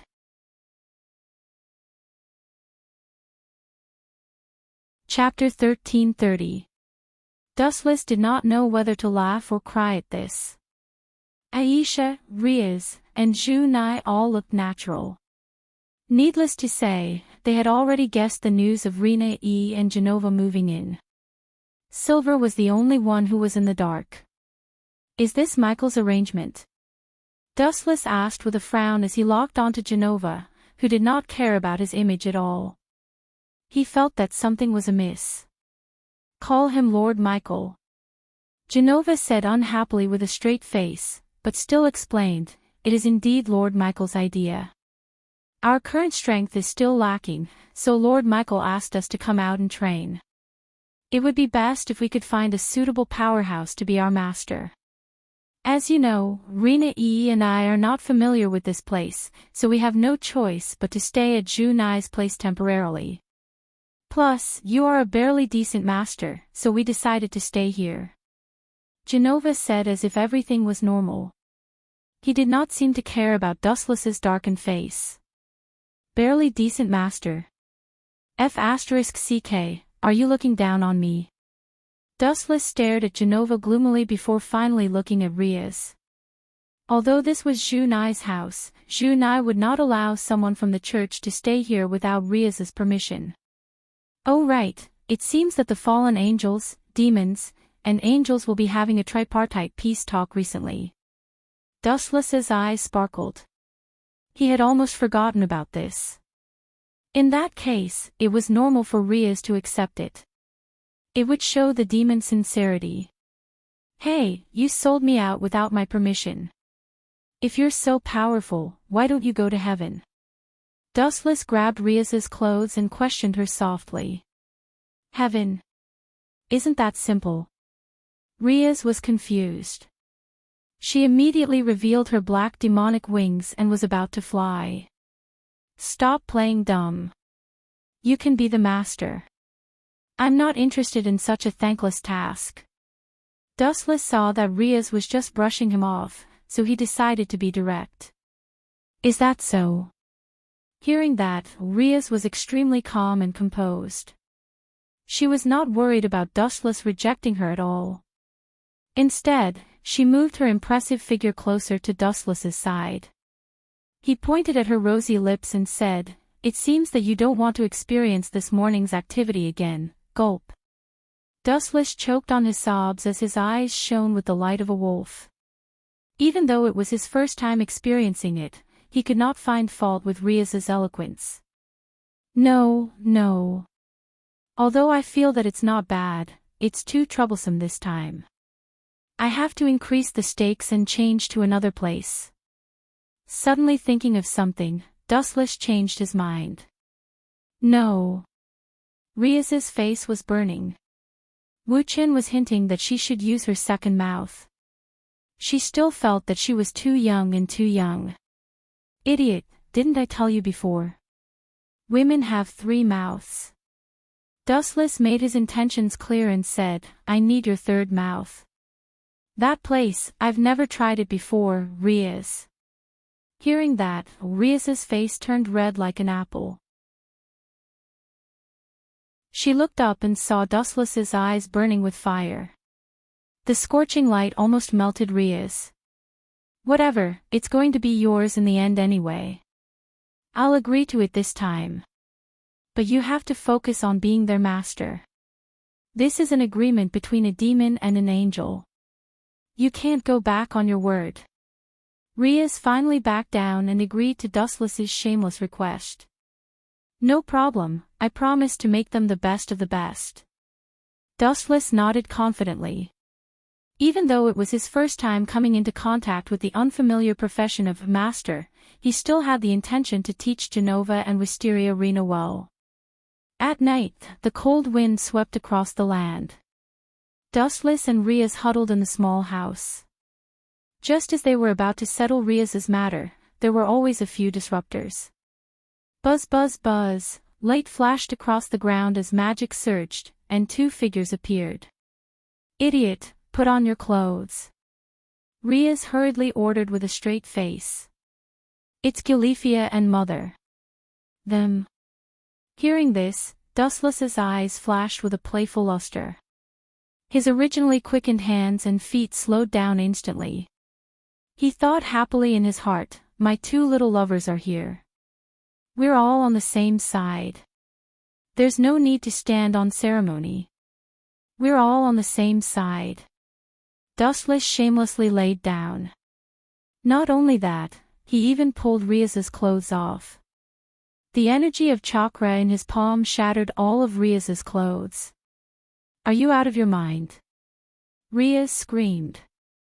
Just as she was about to pounce on Dustless and bite him to death, Riaz's mother's voice suddenly came. Riaz, you, Venirana's words stopped abruptly.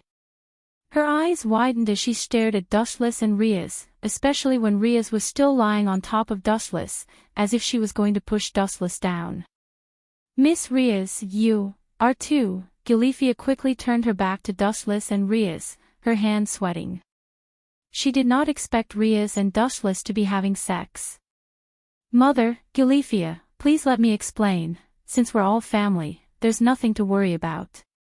Riaz and I are going to take a bath. Do you two want to join us?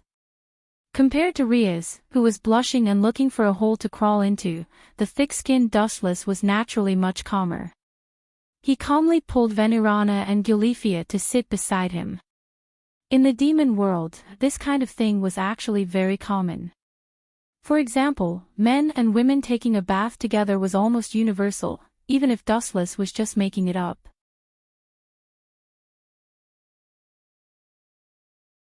Chapter 1331.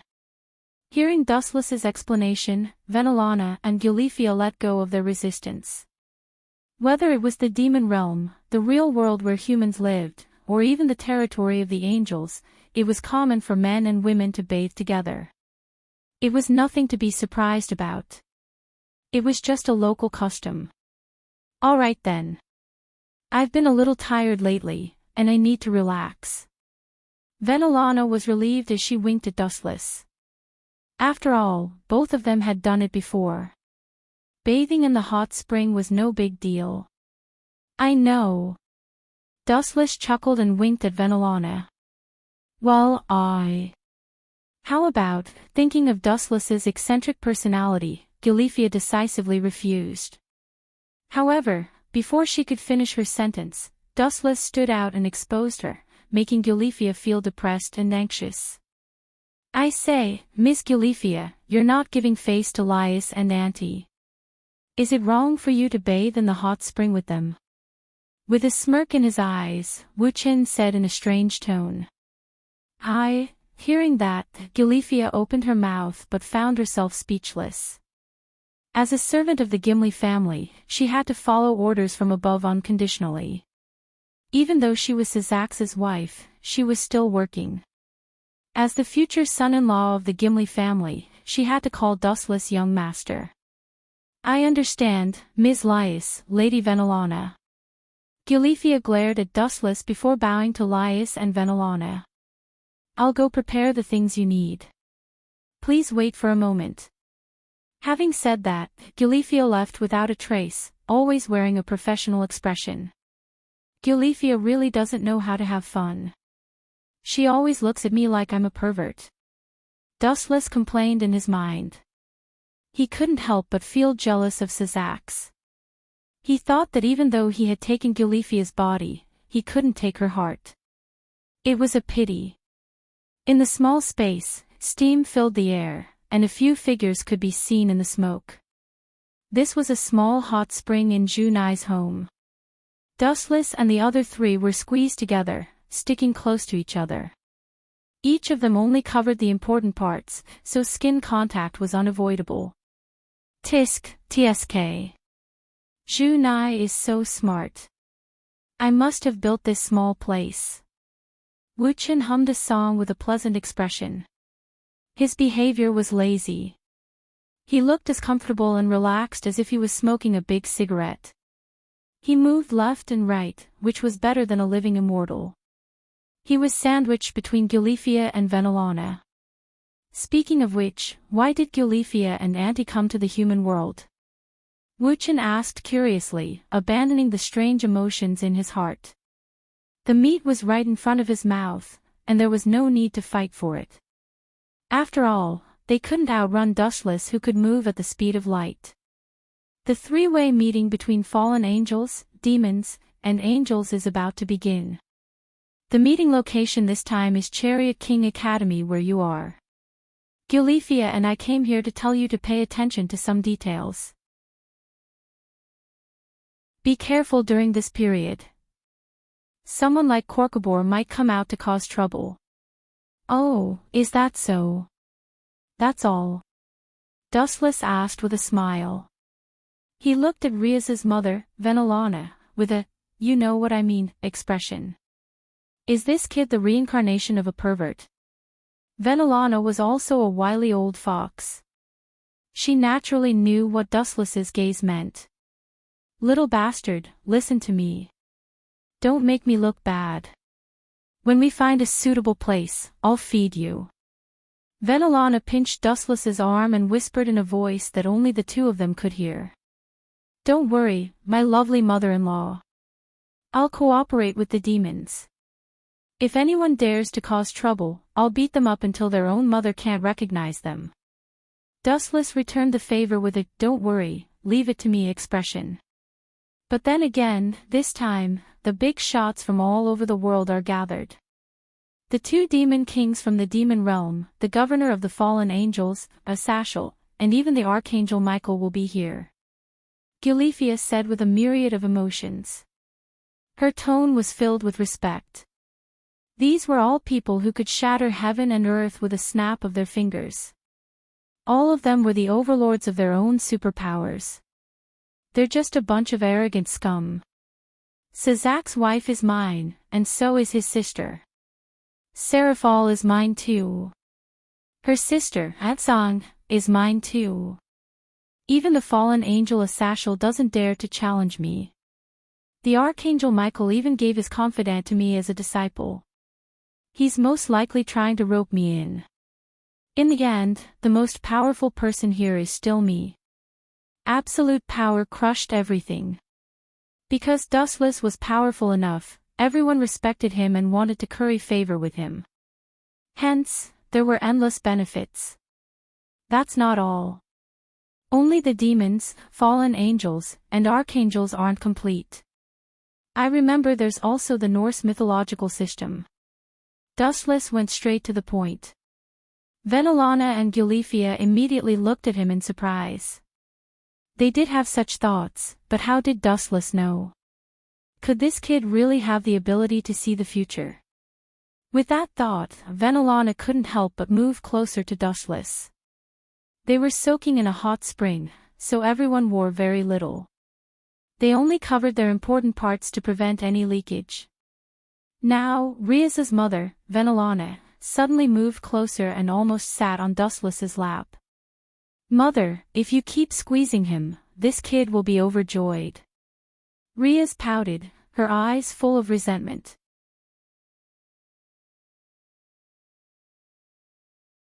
Chapter 1332. Dustless's eyes flashed with interest. There was something different about Riaz when she was acting like a little girl, and it made Dustless's heart skip a beat. Then I'll provoke you a little more. Dustless, who was bored, thought to himself. He had just dealt with the White Dragon Emperor Wally, and since he had nothing else to do, he might as well find some time to do something else. Dustless and Riaz's mother could read each other's mind, and they could see each other's teasing intentions from their faces. Ouch, it hurts. I sprained my ankle. Venerana suddenly cried out in pain, and her face turned pale. Sprained your ankle? This unexpected turn of events stunned both Gulifia and Riaz. Gulifia rushed to Dustless's side and carefully picked up Venerana's foot. After looking at it carefully, she said worriedly, Lady Venerana's foot is indeed swollen. That's weird. Although Riaz did not say much, she was still suspicious and distrustful. Her stern gaze swept over Venelana and Dustless. She felt that something was wrong. Spraining your ankle in the water. This was the first time Riaz had heard of such a weird excuse. But Dustless's face was full of worry, and Venerana's face was pale from the pain. It did not look like an act. It's just a small matter, and it'll be a big problem if it's delayed for too long. Lady Venerana is of noble status, and she can't get hurt. Is there any potion or medicine that can be used?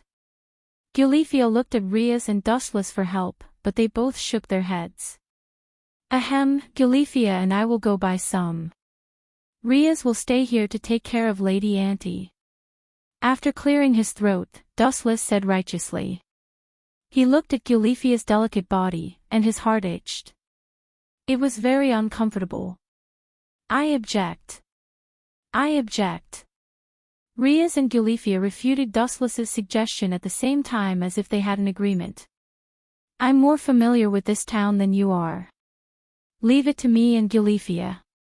You stay here and watch out for Lady Mother. Riaz's tone was cautious and warning. All right then. Hearing that, Dustless, who was in high spirits, fell from the clouds into the ravine. Riaz could not help but laugh when she saw that. She skipped and left with Gulifia.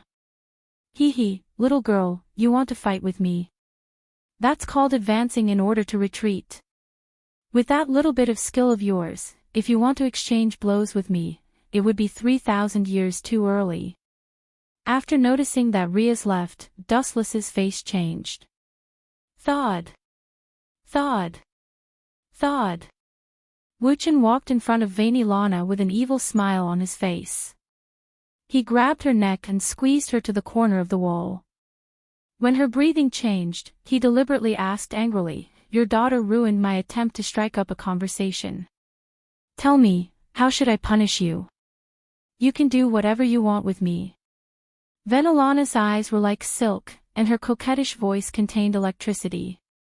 Dustless's body went limp with her.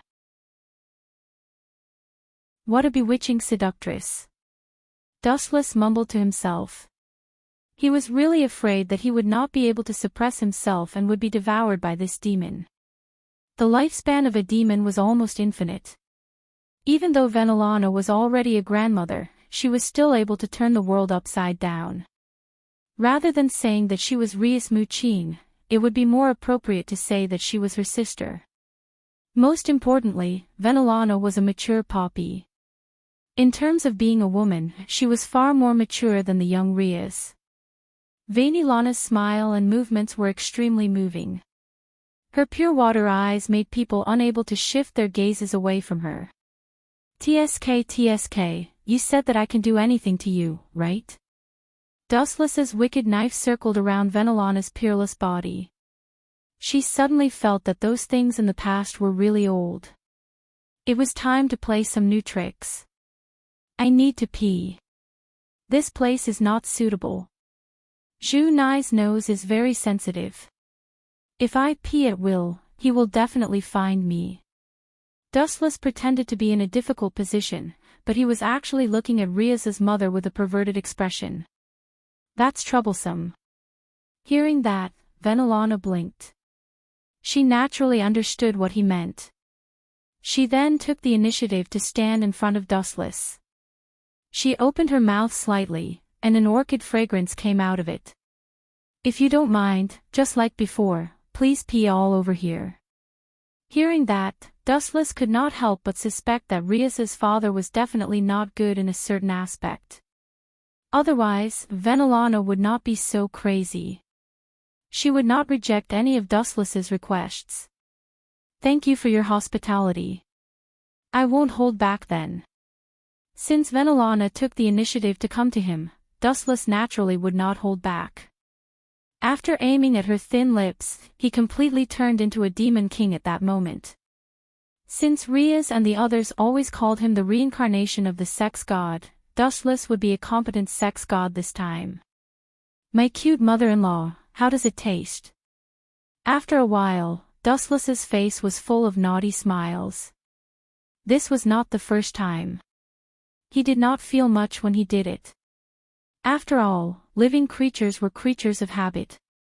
Cough, cough, cough. Vainilana looked at Dustless with a reproachful look. Her throat was very choked. Just as she was about to rest for a while, she was held down by Dustless and could not move. Then, Vainilana suddenly felt that it was much heavier. Let's play a game of horse riding. My cute mother-in-law, please ride the horse. Dustless smiled naughtily. At the same time, he used all his strength to pat Vainilana's butt. Instantly, a few deep red palm prints were left. It was so painful that her face changed slightly, but she endured it.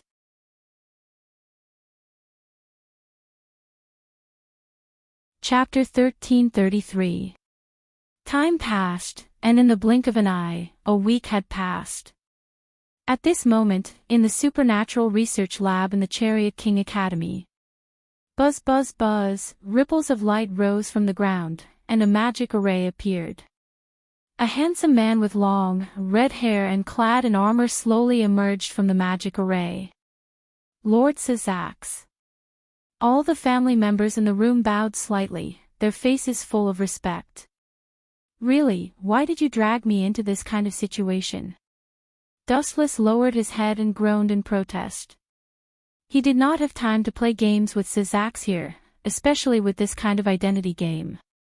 Dustless, whose status was not as high as Sazax, could only bow and scrape. It's not a big deal. I'll just take it back from your mother with interest later. Dustless thought happily.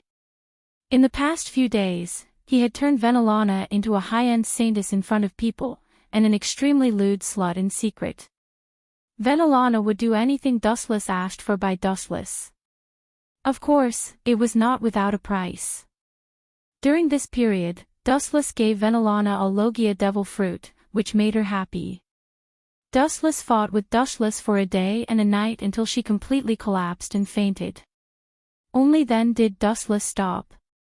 Buzz buzz buzz. Immediately after, the magic circle that Sazak stepped out of flashed with a dazzling light, and a beautiful girl with a ponytail and fair skin rushed out. Seraphil. God has been kind to me, and I'm destined to enjoy the happiness of having multiple partners. The appearance of one of the demon lords, Leviathan, Seraphil, made Dustless's heart tremble. Her short, but curvy body made Dustless unable to stop himself. Humph.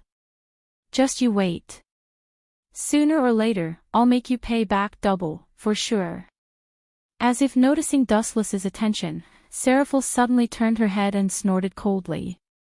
She would not let go of the grudge of having her virginity forcibly taken by Dustless, absolutely not. This little girl is very vengeful. Dustless awkwardly rubbed his nose and tactfully retracted his gaze from Seraphil. Lias. His gaze passed through the crowd and finally landed on Rias and Dustless beside her. He said with great satisfaction, "Well done, a fallen angel of Korkabor's level, as expected of my sister."